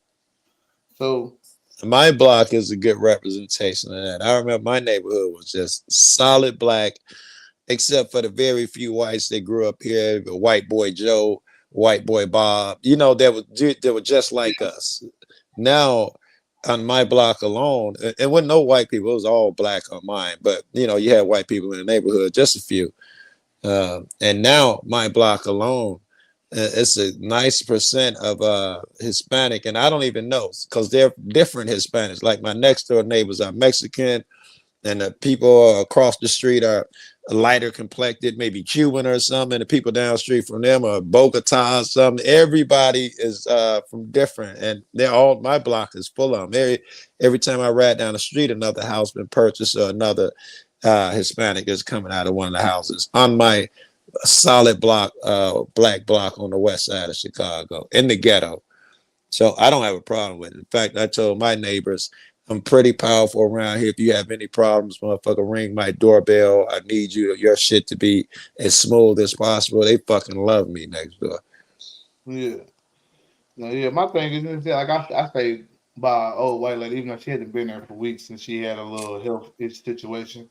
So my shit, so we cool and shit. There ain't no problems with the lady and nothing. Even though she did used to be one of them ladies that said, "Get out my yard" and On shit. Back, them I Karens. probably was a little hoodlum back then too. I will give accountability in the department. Rocking around, pants sagging and shit, smoking weed and shit. I probably Yeah, look like intimidating to a motherfucker, but I'm just saying. yeah, Like, yeah, we got a pretty good relationship. I actually made sure that she got to the hospital that day. So I I got love for it and shit like that. And I think right, we're a pretty good community in these apartments that I'm in and shit. Nobody really fuck with nobody. Nobody right, care that much about what you're doing and stuff like that. As long as you're not right, bothering their kids, it's usually fine with most people. Like I even had right. they 2 doors down. They gave me a scooter for my son. So you know Pretty what I'm saying? cool. That having those relationships around you, people know you don't necessarily have to talk every day or be friends. Right. But you know what I'm saying? That's an important thing that you need to build community. You know what I'm saying? Because you I, less likely to hurt or harm somebody that you know. That I I think I think at least I think you're onto something. And also that is multiplied when you give a motherfucker a little space to spread out. It could be a quarter acre or something, but the more space you give a motherfucker to spread out, it seems like the more neighborly they get suddenly. And you can look at it. If a motherfucker got acres, if the horse gets out of the cow, everybody comes out and finds the cow before you do it, brings it back to your house. And the neighborly aspect, the more open space. When you're on top of motherfuckers like the projects where there is no space, it seems to build enmity. And I think that's the word enmity, whatever it is. Enemies. It I don't builds enemies. I don't know if I would say it any better, but that's what I'm saying. I know what you're saying. Yeah, My thing is, I think that has a lot to do with the fact that with shores and when you got a lot of land as opposed to you don't really know what shores in a small confined box. So you say like what I'm saying. My apartment ain't small as fuck, but just say if I was in a apartment in the city somewhere, because I know they can get kind of small from time to time, especially like the 1 bedrooms. Shit, you feel like damn the little space I got. Then you got to hear motherfuckers boom boom boom boom boom. yes. Anytime you got apartments, you probably share a wall with other motherfuckers, Yeah, which multiple means walls. you It's ain't getting you ain't got a lot of room to grow some shit or a lawn to mow and all of that bullshit when you start, like my apartments, I don't share a wall, but on one side, the apartment building, it's only two flat that I'm in, but the apartment building next to us, I can touch my wall and their wall at the same time. That's how close they fucking are. So it's only a step up from the apartments where the walls touch, and you got to hear your neighbor. They're screaming, I can hear it through my window. yeah. I like it in Colorado. Every time your neighbor come by, he's probably on a 4-wheeler because to the next house and the house after that, they're so far away. Motherfucker probably ain't walking.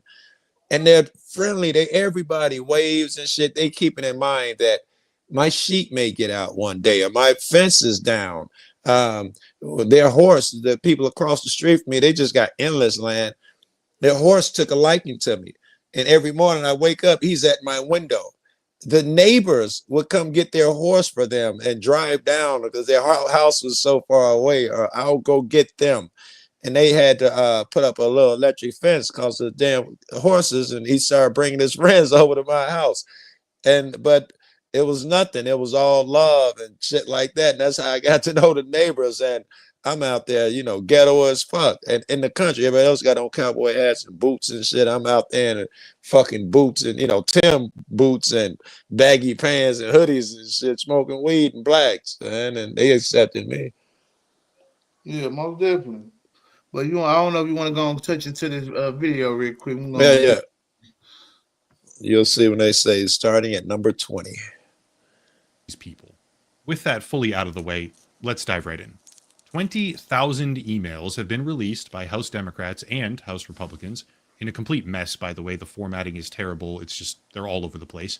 But those emails are now being dissected by the internet at large. Every day, I know there is a searchable database that was put together by Courier, which I'll link down below for anyone interested. So the process of finding and sorting out relevant versus irrelevant emails becomes much, much easier. That's dope. You can just type in the name. These are the top 21 things that I believe are most interesting, damaging, and shocking from all of them. Here we go. Number 21. This is an email from Jeffrey Epstein to Landon Thomas Jr., New York Times journalist, in 2015, after Landon Thomas said that everyone was coming to him thinking that he had juicy info on Epstein and Trump. Quote, read the BuzzFeed Read My Airplane Logs and Hawaiian Tropic contest, / have them ask my houseman about Donald almost walking through the door, leaving his nose print on the glass as young women were swimming in the pool, and he was so focused he walked straight into the door. And left a print, not the most a lip salacious print thing on the glass, to be honest, distracted by young women in a pool. But I figure we might as well start slow at the beginning. Number 20. Contained in the very same email thread about how people assumed there was juicy info, Epstein also says, quote, would you like photos of Donald and girls in bikinis in my kitchen? End quote. Still nothing explicitly wrong with that per se, but certainly a step up in severity. That is, Epstein offering ambiguous or potentially compromising photos of Trump to a reporter. Number 19. This is where things get much more complicated. Donald Trump has long maintained that he split away from Jeffrey Epstein entirely in the early 2000s. There's been multiple contradicting reasons directly cited for that breakup, let's call it. But all of them occur between 2000. I gotta say that every Republican I talked to, everybody who voted for Trump, quoted this line that he been broke it off. That was the White House line. He broke it off in 2012 or something. He said he saw that Jeffrey was doing weird shit, immoral shit, and he kicked him out. That's what they were running with. Then Trump himself said that, well, he was poaching my employees, and that's the story changed. And then I broke it off. All of these emails are going to tell you that their relationship continued. All these people who've been telling me that they broke it off, I tell them they was lying and it was dumb to believe that shit. But now all these emails are proving that they remained friends right up until he got arrested. Well, let's just say that they did break it off in the early 2000s. Some of the damning shit is in the early 2000s and the 90s. I think one of the girls in the 90s, in the late 90s. Yes, the one who committed suicide. That had been Guthrie, I think her name was. Virginia Guthrie. You're talking about Gertrude. Is it Gertrude? Guthrie, I think it's called. That shit would have been, that damage would have been done already by the time he broke it off. So that's what I'm saying. You already have, you know what I'm saying? Why did it take you so long to find out your people were getting poached? Right. And you had multiple people getting took from Mar-a-Lago or getting, you know what I'm saying, leered away from Mar-a-Lago to come work for Epstein, masseuses, and eventually sex slaves. I'm assuming. I mean, the word is now that what Trump talked to him about was that he loved going over Epstein's house fucking the kids, but then Epstein started coming over his house, recruiting some of the people. And he would go over his house and see the people he recruited from Mar-a-Lago at Epstein's crib. And he told them, you know, don't be crisscrossing motherfuckers like that. But nothing stopped. They were still friends because Epstein's like, well, somebody in one of these emails, they're gonna be like, I'm at your crib, but I'm gonna wait downstairs because I don't want to bump into Trump, showing that like a few months before he got arrested, Trump is still a regular visitor to his house. Yeah. Well, let's continue. 2004 and 2007, at least that's what we've been told. In an email thread from an unknown redacted sender as of 2017, a visitor was on their way to Epstein's house, notably the second floor of Epstein's house. Oh, this is it which right is here. where prominent victim Virginia Giuffre specifically indicated the massage tables were, and the bedrooms with cameras were documented in evidence photographs, aka the place where abuse occurred. This unknown person went to meet him as part of an exchange where they ask for a door code while Epstein says that the house is more private for a meeting. And then suddenly, quote, "I'm at the door, but I will wait for my time. I don't want to come early to find Trump in your house," end quote. And keep in mind, this is 2017, nearly a decade after the two had supposedly parted ways. Number 18. Trump still This has is an the door exchange code allegedly coming over between to the house. Steve Bannon and Jeffrey Epstein. Reading, quote, from Epstein, "Prince Andrew and Trump today. Too funny, Bannon. Recall Prince Andrew's accuser came from Mar-a-Lago." Further down, "Can't believe no one is making you the connective tissue," referring to Epstein. To which Epstein then replies, "F and B only," end quote. Seemingly speaking in code, I guess. I'm not entirely sure what to make of that one, but I certainly thought it was interesting. Number 17. This is an exchange between Kathy Rumler, former White House counsel to Barack Obama, and Jeffrey Epstein in 2014. Quote from Epstein, "You need to talk to boss," Rumler responds. "Agreed, but I need to be prepared to say yes before I talk to him." Epstein again, "Understood. It comes down to high risk/reward, low risk/reward, professional, emotional, and financial." After which Rumler responds, "Most girls do not have to worry about this crap." And Epstein says, "Girls? Careful, I will renew an old habit." After which he lists off some of the world's most powerful businessmen and politicians, saying, "You are a welcome guest at any. Also, if you think there are interesting people in town, everyone here for Climate Summit, Clinton, Security Council, holy shit, I'm on or next 30 minutes, end quote. One thing I should mention right now before going further, these emails are absolutely full of typos.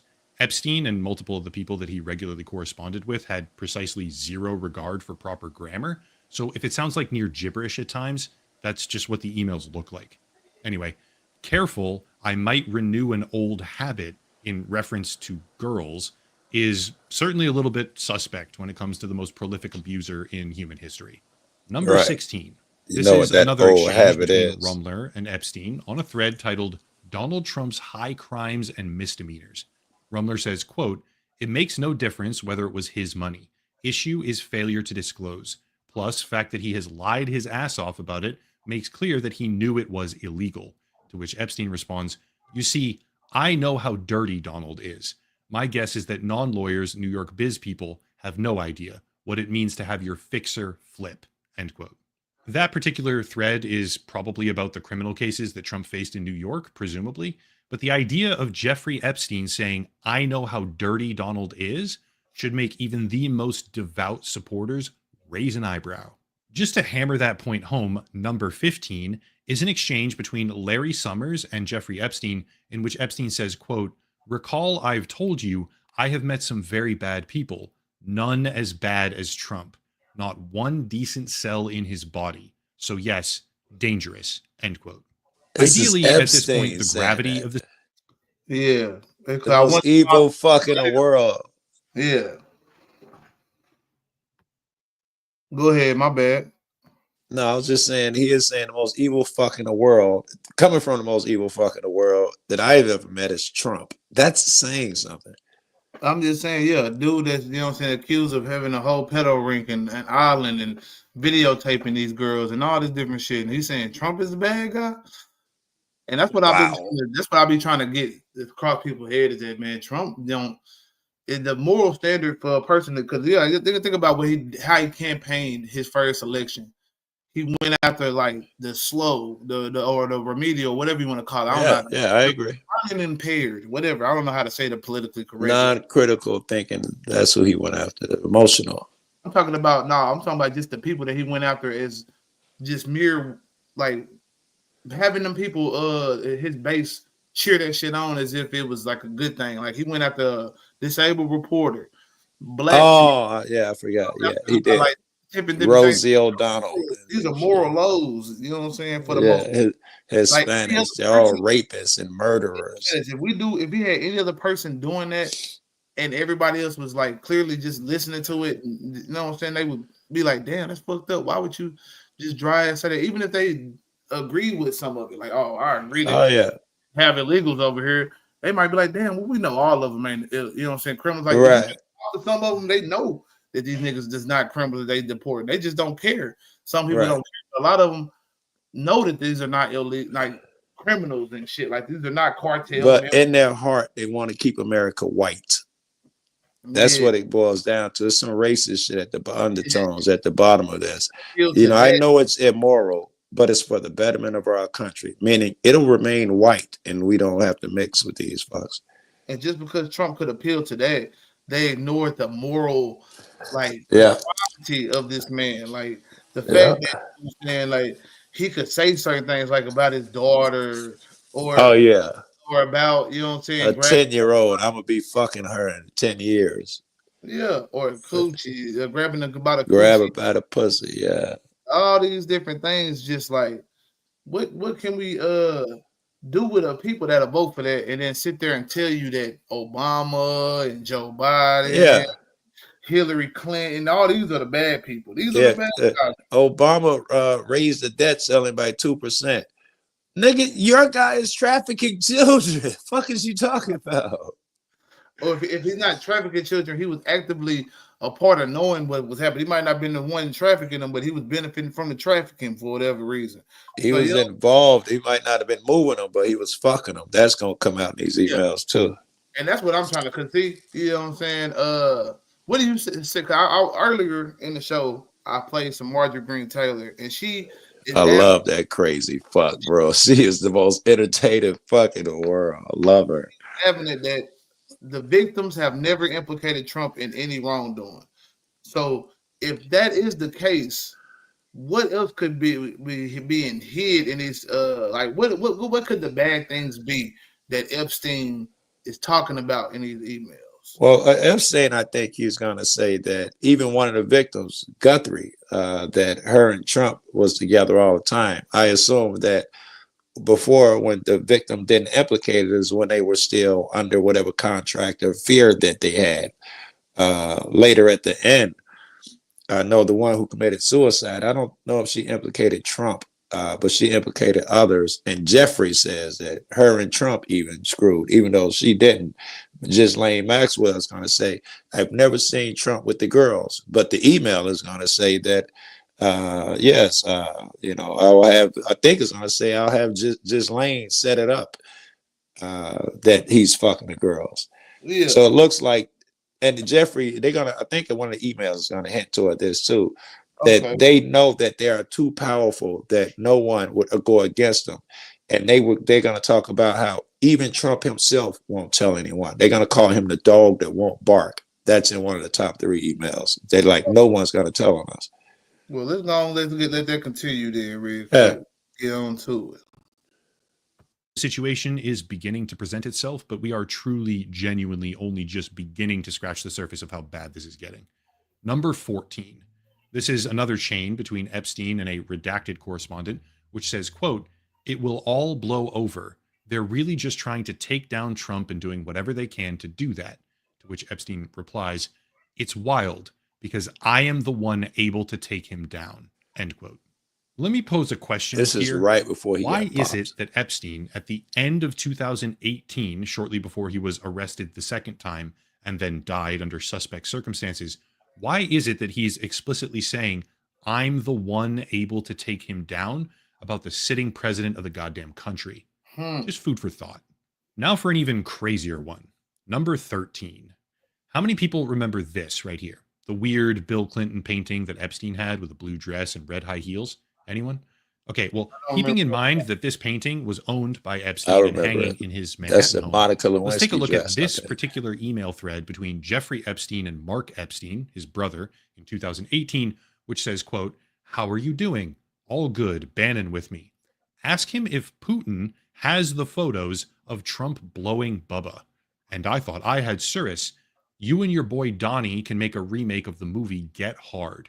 You mean Donnie T," end quote. For the sake of clarity right now, just in case anybody didn't pick up on this, he doesn't say if Putin has photos. He says if Putin has the photos, implying their definitive existence. And Bubba, by the way, is one of Bill Clinton's nicknames.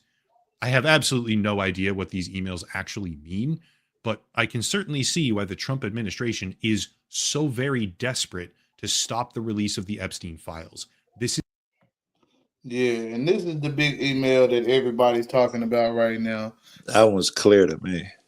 Yeah, this one right here. I mean, shit, I didn't know that Bill Clinton's name was Bubba. You know what I'm saying? Like I said, I go to Oh, the, I know that. I yeah, used to be a Clinton fan. like, I know it. I was born in '93, so Oh, okay. Yeah, I voted for Clinton. I So have no physical recollection of what happened during those times. I was still a kid, not giving a fuck right. about that shit, sucking titties and shit, getting milk out my mama's titty. You know that type.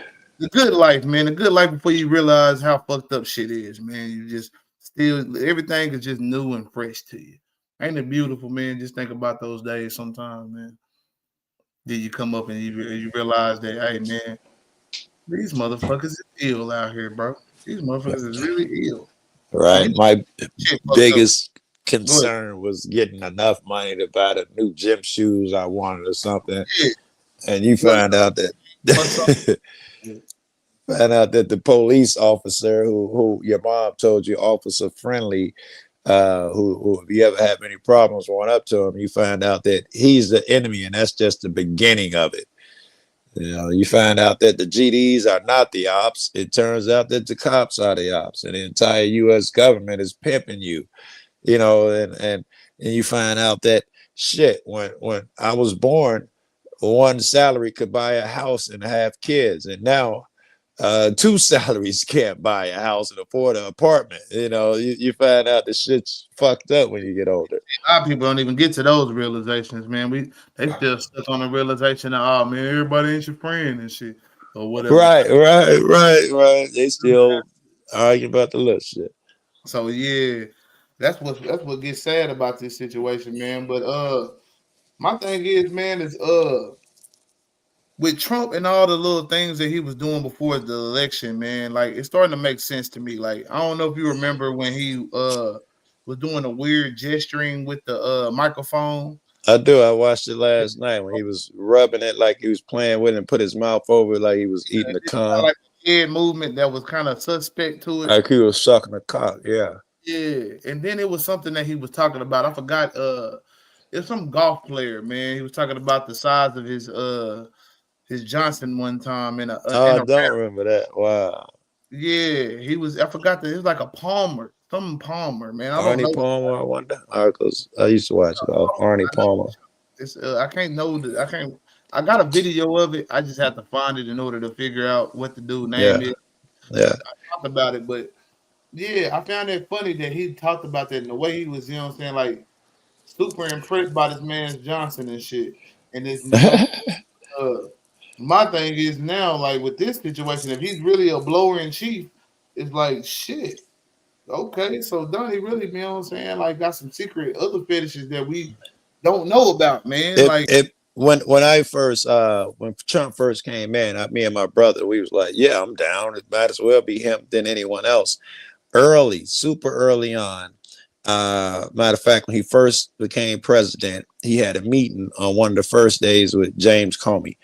And James Comey made notes because normally there's a woman, and there was at this time it was a black girl. She would take notes, and all the head of the agencies came in, and as they were leaving, Comey, he said, told Comey to stay back, and Comey said, "No, sir, this is not what we do." He's like, "No, take a second." He's like, "Sir, this is not that something that's done. We need a third party in here, a note taker."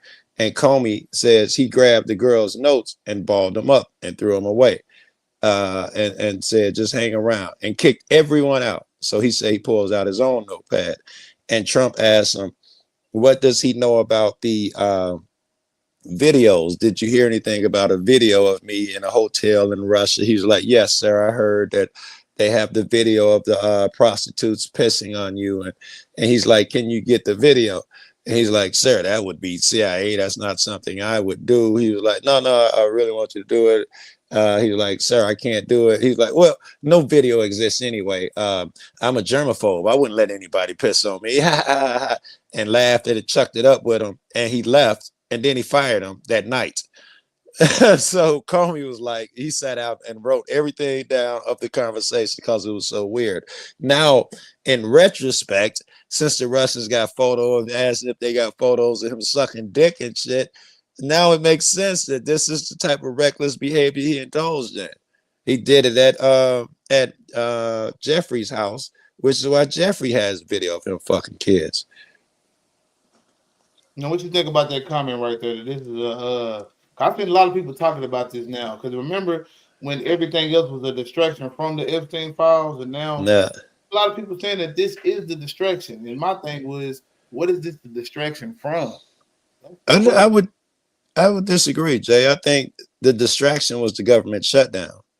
I think this is where everything was going, and Trump kept the government shut down because he knew that if he opened up the new government, he has to reinstate that Democrat, and they'll have the votes to do the Epstein shit. So I think he was in favor of keeping the shutdown. I think that was the distraction. DOJ supposedly supposed to be openly investigating Democrats' involvement into files, and this supposedly could be something that could block the release of these files. Yes, Trump came up with that too. He appointed a motherfucker 2 days ago to head up this so-and-so investigation into releasing the Epstein files, and he would determine who to start with. And it was like six Democrats that he don't like.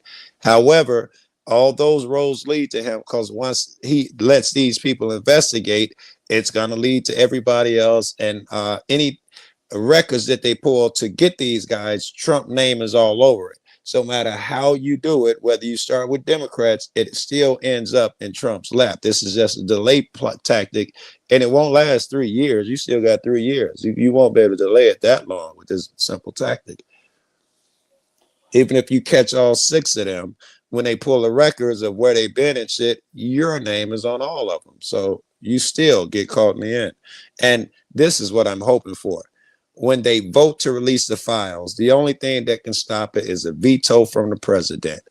So I'm hoping that they vote because it'll be on his record that you ran on releasing the Epstein files, and when it came time to do it, you vetoed it. Then my life, I'll be happy. I can troll Republicans for the next 5 years, and I'll be happy. That's one thing I can agree with you. And in this comment on it, that you know what I'm saying, it would be satisfying to see Trump break every damn promise, because I mean clearly a lot of people were telling people that Trump was not going to fulfill the mass and multitude of different things that he was promising the American people. Right. A real investigation into what Jeffrey Epstein was doing, how deep his connections go, I don't believe will ever be really realized, because I mean I think it goes too down. It'll be 30, 40 years when they release it, like they do everything else. After Kennedy's been dead for 40 years or Trump is dead, they'll release it when it can't hurt anyone. But I think the damage is already done. Yes, it's certainly the part of the Israel government, you know what I'm saying, to a certain degree, type of shit like that. We know that he was pretty much an intelligence spy at that, so he was definitely surveilling the shit out of all type of shit. Yes, so whether it be our government or other governments, he was peeping a lot of shit. And then he had just lame too. Her dad and everybody was part of the Israeli government. They both are definitely operatives. So that's what I'm saying. And then he was doing this on the side. And then if you look at the Israeli government, that you can have sex crimes against children and go there and not be extradited to your country that you have. Right. These are things that got me like, man, is these Israelis, man, are they tied in like secret espionage. 100%, man. They are the ones. They say they are the best at getting dirt on people and moving them around. And as you continue to listen to his emails, you're going to see that that is the game. That is what Jeffrey does.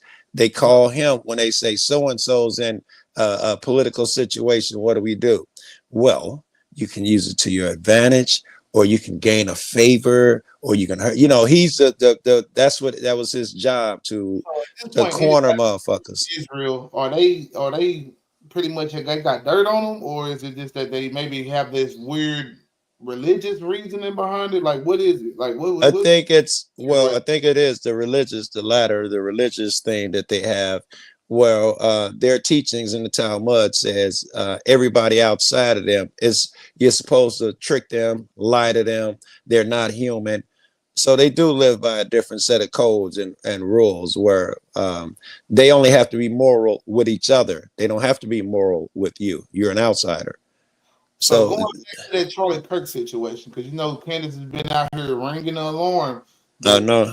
Kirk was pulling support from Israel, and I that he was saw him do it. Yeah, he didn't about last Israel, six and days after he said that. I definitely did see that too. You know what I'm saying? I think, He didn't last hey, a week and a half after he and it was really cool because Candace got all the emails. She got it where he said, "I'm going to come out against him," and they were telling him, "Don't do it," and he was saying, "No, I'm going to do it. In fact, I'm going to invite Candace." And the guy, his handler, now they know it was his handler, was like, listen, you cannot invite Candace, blah, blah. And he came out and he did the shit on TV where he said that the Jews are committing genocide. 2 days later, he got emails her, a text her, and he's like, everybody's pulling their funding. My big donor who got 12 million or whatever, and Turning Point is threatening to pull 3 more people, and I'm being pushed. He's like, what are you going to do? He's like, it's not an option. I'm going to double down. I want you to meet me. And then he go on TV again. He take her with him and he say something, I'm turning my back on them. About 4 days after that, he was murdered.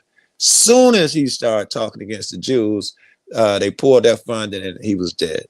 Didn't take 2 weeks, week and a half, less than that. okay. And then his wife and them are saying, no, he was totally behind, as if we didn't see the tapes and shit of him saying they're committing genocide before he died. Israeli government as well. Who what? I seen something about that. I don't know how real it Oh, is. his wife was. She's part of it too. Yeah, Yeah, I heard that yeah. too. Yeah. She was Through not the only that, but also some supposedly said she was sponsored by a Russian government. military. Yeah, through the military. Her Some shit. people are military, and that's how she got hooked up with Yeah, the early government. Trump, which is like, damn, what's going on here? Yeah. She's been an Epstein girl, and we don't know. Ivana Trump, one of Trump's wives, Israeli government. The first one, Ivanka, I think. I don't know whichever the first one was called. Uh, Yeah, Israeli operative. Her father and all of them were Israeli Secret Service, and it looks like that she used Trump to become powerful and get shit against him to make him do certain things. And that's the way it seemed. Like he'll say, I want to do this, and then midnight he'll do a flip-flop. Like someone called him and made him, listen, you can't be saying crazy shit, motherfucker. And then the next morning he'll retract. And sometime overnight he'll say something on Twitter to retract what he said. He's got handlers.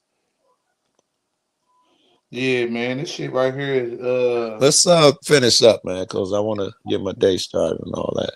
yeah, most definitely. I'm gonna cut this off in about 2 hours. 2 Is hours. a nightmare for them. Number 12, a simple email from Michael Wolff, quote, there's an opportunity to come forward this week and talk about Trump in such a way that could garner you great sympathy and help finish him. Interested? End quote. Wolf is Number 11. This one is with Linda Stone in journalist, I think. September of 2015 and says, quote, wondering if the fact that so many people are on antidepressant, ADHD, and other drugs is what makes Trump appealing and his flaws invisible.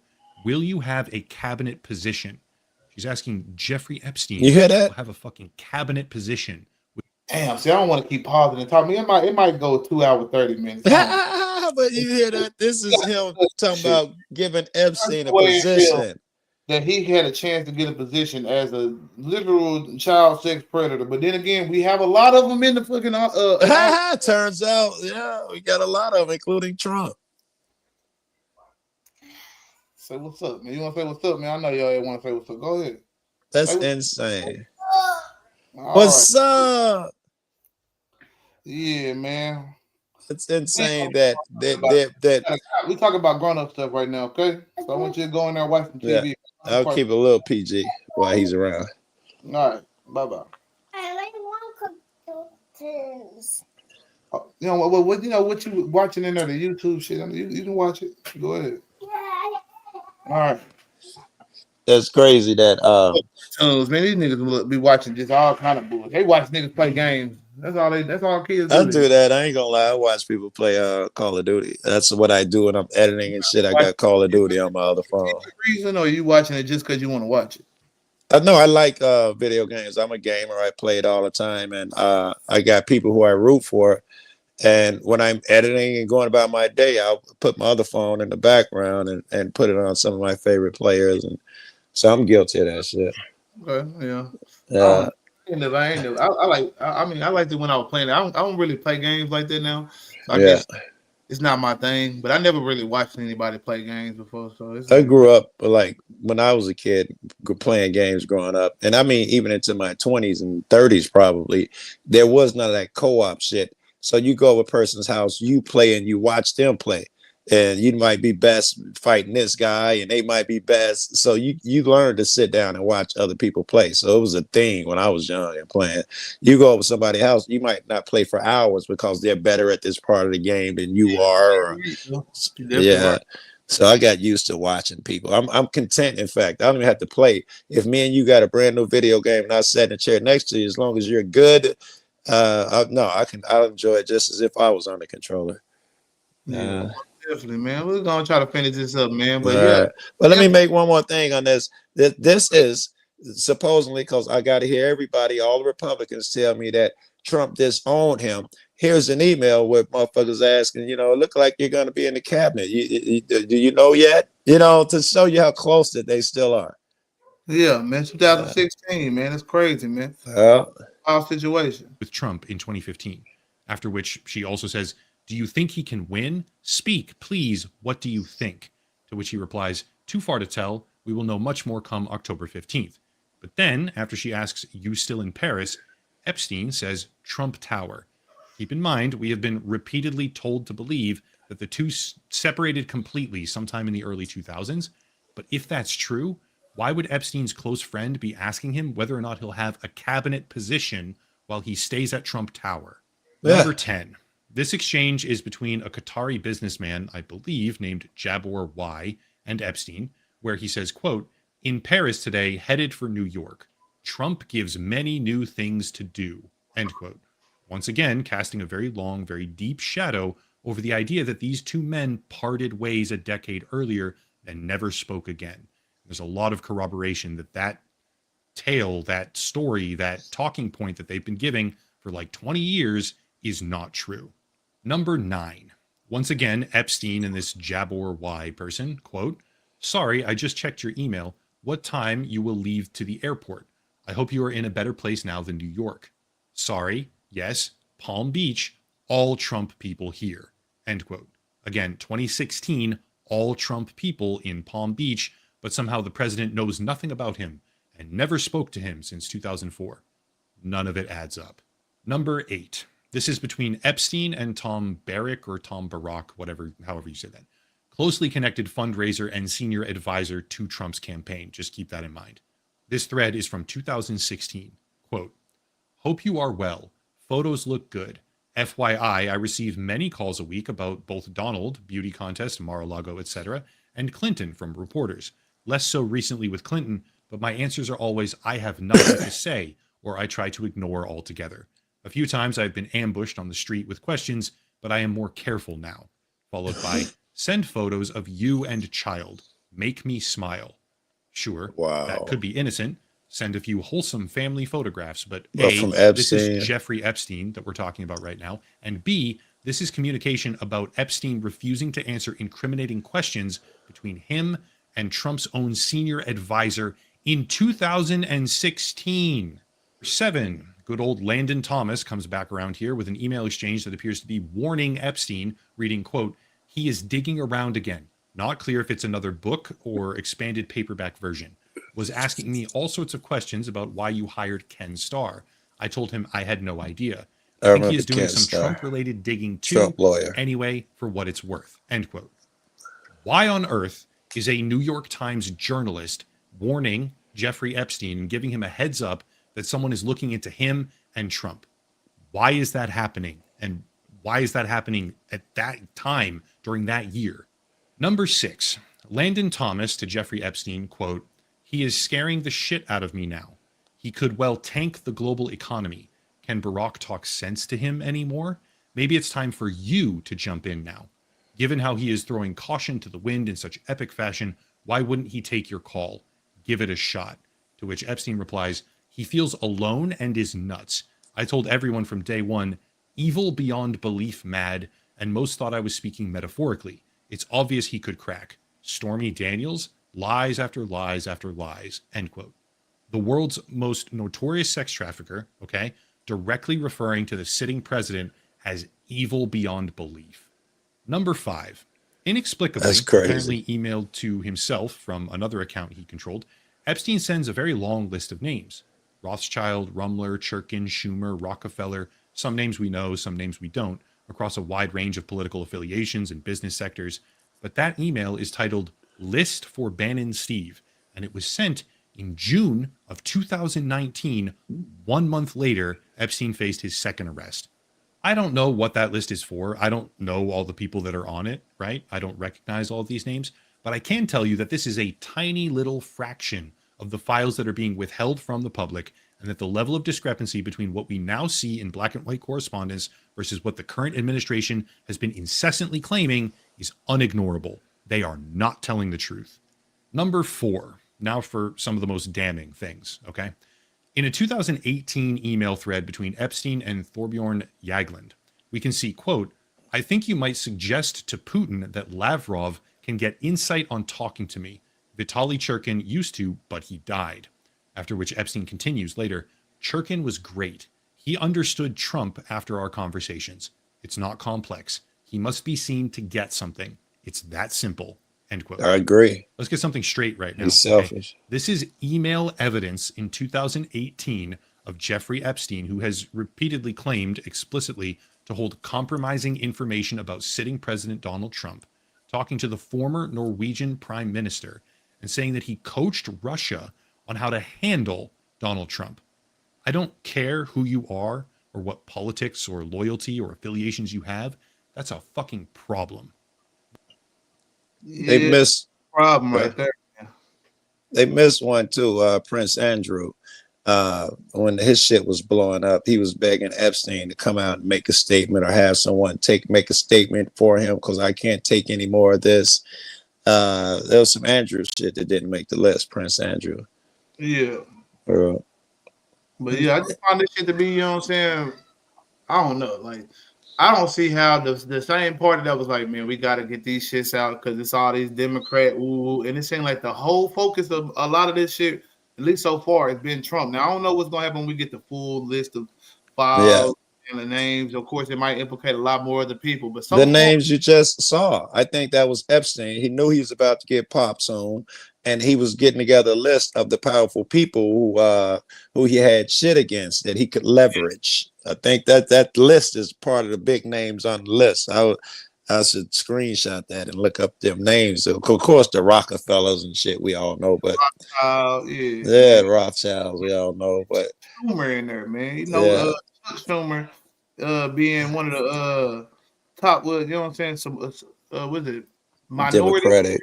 Minority leader in the minority leader, senators, or maybe it's the Senate. I can't remember which one it is, but yeah, just something to think about, man. Like I say, shit, I definitely think that this shit need to go and come on out, man, so we can get the full transparency and understanding of where we at with this shit. Because honestly, until we do, you know what I'm saying, we ain't gonna know how clearly far gone people are. Because you know, as long as it's a little deniability, you got people that's gonna try to say that this shit ain't real or this and that shit like that. We need this shit all the way out there with no holds barred, no way of denying this shit isn't real. Like, clear. This is intelligence. This is all our shit that we got right here on the table for y'all.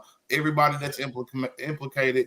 What are y'all gonna do with it from there? Because I'm honestly, we need to get rid of some GOP. We need to get rid of some liberal. Yeah, A lot of motherfuckers, bro, that are too tied into these parties and too tied into their side yeah. here.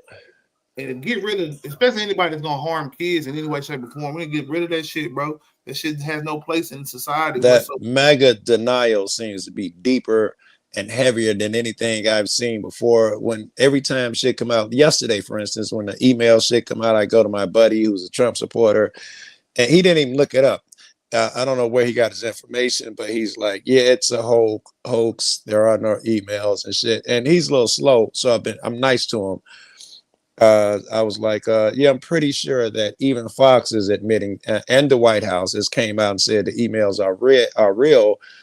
They just that we're just misunderstanding what they mean. And he's like, I don't know, Joe. You know, I trust you. I take your word for it, but I think they're a hoax. I'm like, don't take my word for it. I'll look into it. How about that? I told him. And he was like, yeah, man. He's just in denial. Rather than fucking Google some shit and see if they're real, he'll just sit up and go live and say they're a hoax. That's how they are. MAGA, the crazy MAGA fucks. Whatever is said, they don't investigate a thing. They just repeat it. So even if the shit comes out, as long as someone gets up on Fox News and says, you know, Obama made that evidence or Biden created the list, some idiots in MAGA are just going to stay entrenched. It's weird. Yeah, this shit right here gonna be wild, man. I want to see what this last 3 years. Cause like I said, I never even got this much into the emails, man. The Donnie blowing Bubba shit was enough for me to be like, this shit is crazy. I don't even know. Like, till I was gonna wait until more shit just came public to the, you know what I'm saying? I ain't had no final video like this that broke down the emails and had a little list of which ones was the worst and all that shit, man. Yeah, these motherfuckers is crazy right now, man. Like I say, for MAGA to try to deny this man right now, or really to go against the MAGAs who are going to try to go for it, it's just wild to me because this was everybody's number one. Not if it was a number one agenda, it was in the top 5 of agendas that MAGA wanted to have out there for the public, man. And it was mainly because they knew that it was going to hurt the Democrats. But now that it's hurting their biggest leader, they number one, they're pretty much reincarnation of God himself. Yeah, man. It's sadly, you know what I'm saying? Your God is a pedophile and he sucks dick, bro. That's sad.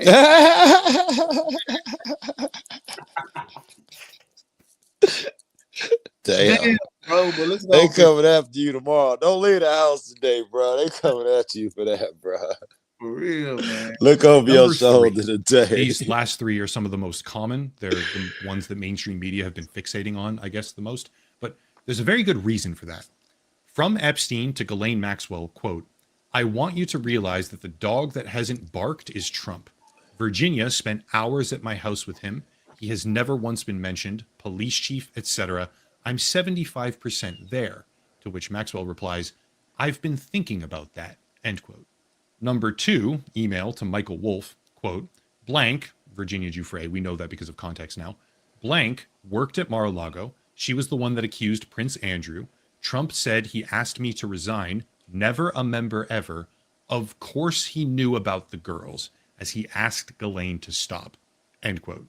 And then lastly, number 1, the big cheese, from Michael Wolff to Jeffrey Epstein at the end of 2015, quote, I hear CNN planning to ask Trump tonight about his relationship with you, either on air or in scrum afterwards. Epstein replies, if we were able to craft an answer for him, what do you think it should be?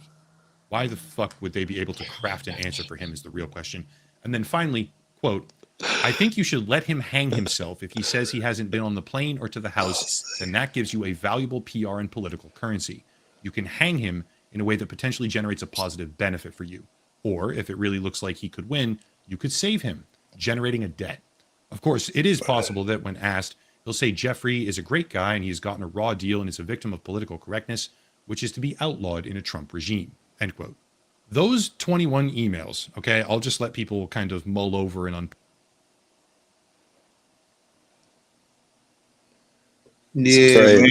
It's all crazy, bro. Like I say, the fact that you know what I'm saying, you had different officials, different people coming to Epstein as if he was the person that had the answers for Trump, when Trump was supposed to be having the answers for Epstein and prosecuting his ass and all this shit, bro. It's just wild to me. And then he was putting on this good, strong political front. Like at the end of the day, bro, did Trump get this man killed? Oh, Did you Trump? went out. Can you hear me? Yeah, you in and out. I'm saying, did Trump kill Epstein? I Or think have I his don't think Epstein's dead. I think he's on an island somewhere. I think he was too powerful to die. man.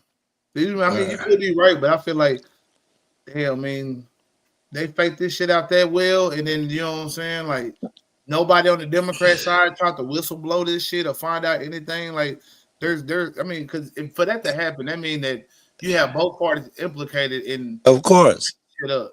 That's what that means. That means that both parties are implicated and he was too valuable, which was his whole belief anyway. He tried to get so powerful that they couldn't fuck with him.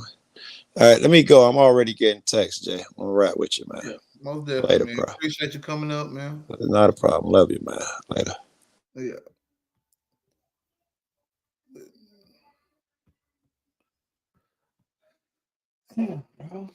This bit right here, man. I just thought I was gonna be making some jokes about old Bubba. You know what I'm saying? And the whole situation with him being a damn dick sucker, bro. But shit, man, them Epstein files, man. Like I say, I ain't gonna say Epstein, but these emails definitely have me wanting to see what these files are going to bring to the table, because that's already damning enough in itself. Like that should have been, you know what I'm saying, made clear to the public as soon as possible. I don't know how soon they could have got these released or how soon they had all these emails. I don't know. Some of it is maybe they got it more recently as opposed to some of they say they have some of these files, some files as early as 2012, which got me looking at Obama kind of funny. Like, what's going on, man? Obama, man, like, we should have put this shit out there for the public, man, to know. Like, I don't care if it burned Democrats, I don't care if it burned whoever, you know what I'm saying? Because the American people need to know. We need to know what we're dealing with, who we voting for, who we supporting, man. And the fact that Donald Trump is going after Marjorie Greene Taylor, calling her crazy, and this is the same motherfucker that was talking about space lasers and shit. You should have been known that, nigga. If she was really that crazy, yeah, we would have been not supporting that motherfucker, right? She's talking about space lasers and shit like that. That had me already like, yeah, this bitch crazy, dog. This bitch is crazy. So I don't know, man. I find all this shit, you know what I'm saying, to be sickening, man. And obviously we're gonna get a bunch of excuses for why these things are what they are. But the whole government system is down bad right now. The whole government system is down bad right now. And is it gonna get any better? I don't think so, man. I do not think so at all, man. Shit. That shit don't make no sense, man. But man, I don't know what if I want to take it to another. I had another video that I wanted to show. I don't know if I want to go on into that and then end it or just gonna end it now, man. Honestly, because this video is way better than the video that I was gonna show anyway. But it was just mainly just breaking down like the different reactions from MAGA right now, and you got like the Megyn Kellys that are making excuses, saying like, well, the girls that Epstein were messing with were only 15, they wasn't like they were 8 and shit like that. And I'm like, what the fuck kind of is what? It's just like, who's making an excuse that, all right, he fucked with 15-year-olds, so it's okay. Like, that is wild to me. Like, for that to be an excuse to let you know we got a lot of fucked up people out here, bro. We got a lot of fucked up individuals out here, man. And that shit gotta, man, something gotta change, man. Something gotta give, bro. Like, real talk. Something gotta give, man.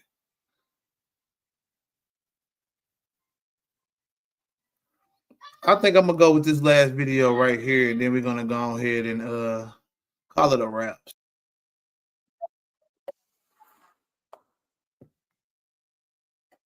So, creator, what's the name? Oh, yeah, pause, bitch. Shit, I'm trying to shout you out real quick. Let me find your name.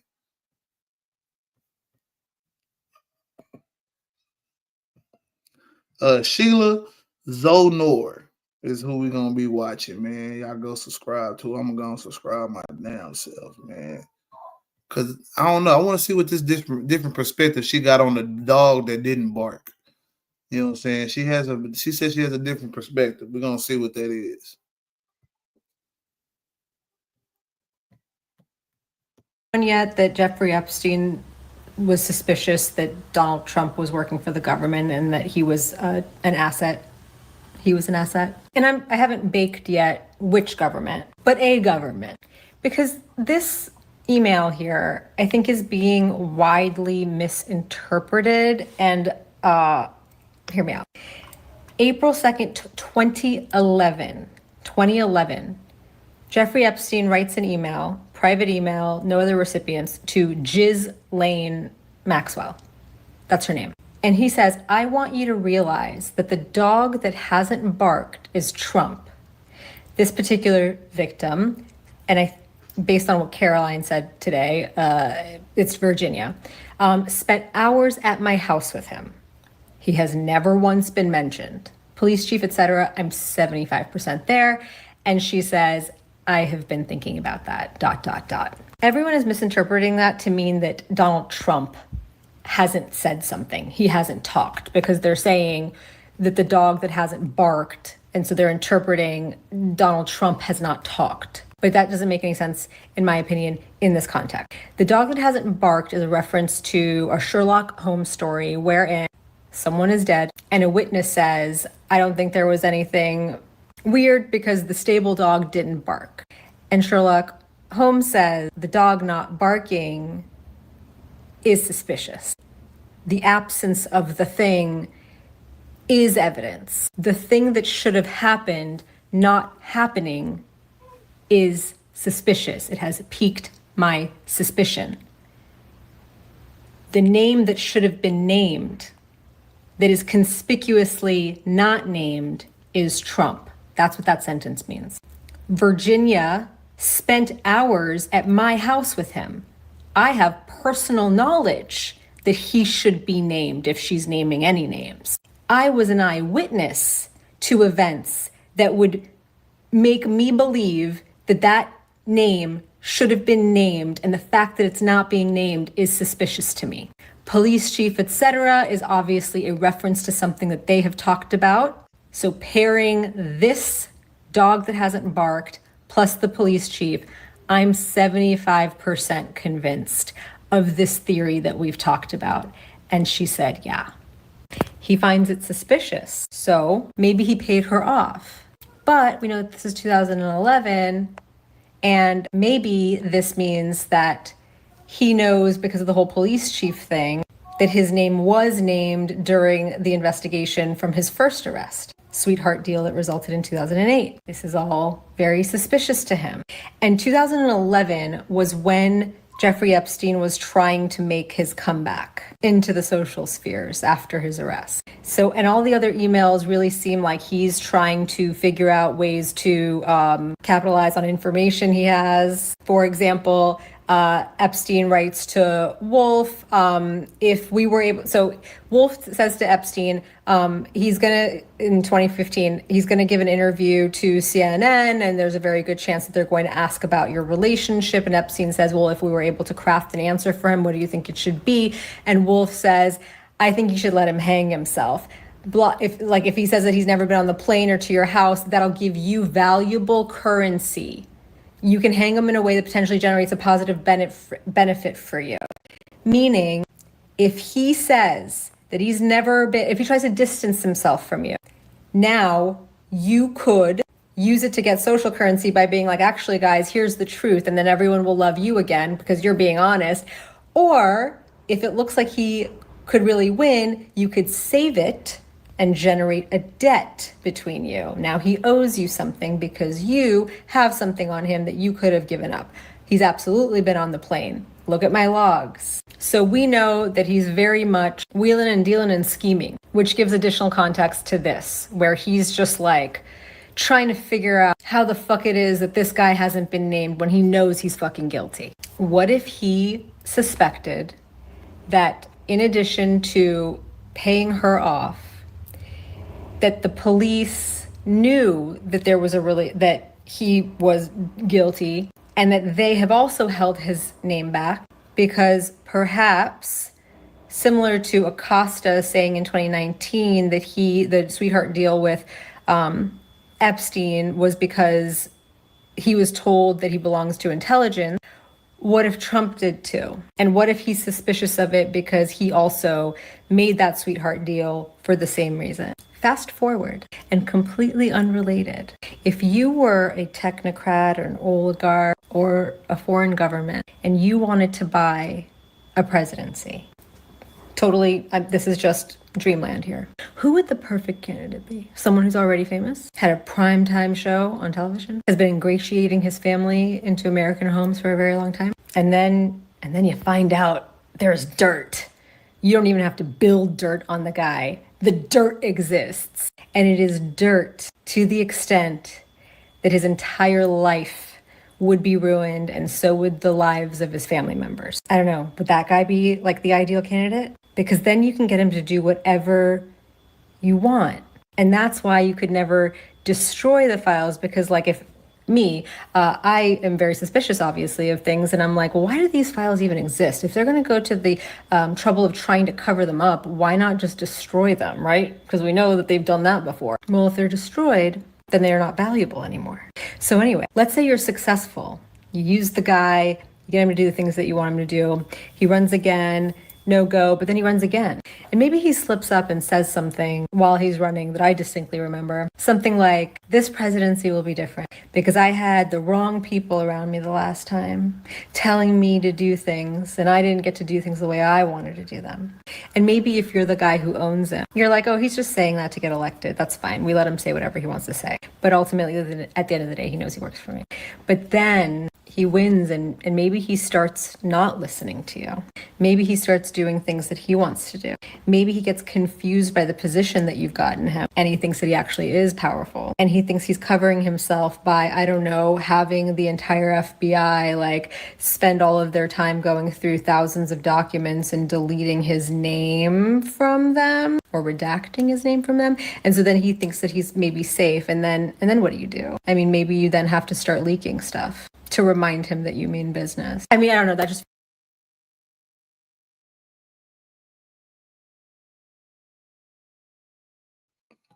makes perfect sense to me. Maybe. And that's a video I just found on random right there. That could put a lot of things in perspective. The government in which he's working for, I don't know if it's the United States government. I don't know. It could be. You know what I'm saying? Because how could a guy who didn't do anything but talk shit about every other candidate become president? I mean, that was never how politics was ran before Donald Trump. You know what I'm saying? Don't get me wrong. There was some mudslinging. There was definitely some shit talking, but to the extent that it was when Donald Trump became president is on a whole nother magnitude. That's something that I broke down before. Like the attacks on Ted Cruz, the attacks on Jeb Bush, man, those were unprecedented to say the least. The attacks on Mexican people, the attacks on black people, and DEI and affirmative action and all that different shit. It's saying something. Because those things were damn near political suicide before Donald Trump ran for office. But man, I appreciate Madame. I appreciate Antoine, Joe Cool, man. Y'all for pulling up on me, man. Yeah, it's been a good one. I definitely didn't think I was gonna go a whole 2 hours or over 2 hours, even for that matter. But yeah, this shit got very interesting, man. It was a good conversation, man. I appreciate y'all fucking with me, man. Until next time, man. I don't just got no set schedule. I don't do this all the time. But this one had to be talked about, man. We had to bring this on to the forefront, man. Yeah, man, united in mess, bro. And I wonder how messy it's gonna get because it seems like it's getting worse and worse by the day. But y'all be blessed, man. Have a good Sunday out there, man. Whether y'all are going to church, chilling at home with the family, whatever y'all doing, man, y'all just be blessed and be thankful, man, for the good that you have in your life, man. And honestly, be prepared for things to get a little shaky out here, man. Honestly, because you never know, man. Especially, man, down. I know she out there in Louisiana, man. She in the South just like me, man. It gets crazy out here from time to time, man. We dealing with some loss in my city right now, man. Uh, Somebody who's born here moved out to the city, man, died, and it's been a very somber mood out here lately, man. You know what I'm saying? Because very decent, man. She was protecting her children, man, and died, man. It's a sad situation, man. We gotta do better when it comes to protecting each other, man, and loving on each other, man. Type shit, dog. Real talk, bro. Cause we don't do that enough, man. Niggas be too quick to kill each other and hurt each other, man. Meanwhile, these crackers out here fucking up shit and leaving us to be the ones that have to deal with the shit later, man. We need to start peeping the game. And I ain't just saying crackers because there's really niggas out here that's helping and complicit in that shit too. We gotta start weeding out the fake and the phony, bro. Real talk, bro. We got to, man. We got to. Anybody that's supporting this Trump administration at this point, they are a lost cause. There's no saving these motherfuckers, bro. And honestly, you need to be peeping the people that's supporting the system at all, because all of it is bullshit. That's why I keep the American flag burning in the background, because literally we're on fire right now. And I don't know if we're gonna get put out in time. I hope so, but I don't know. But y'all be blessed, man.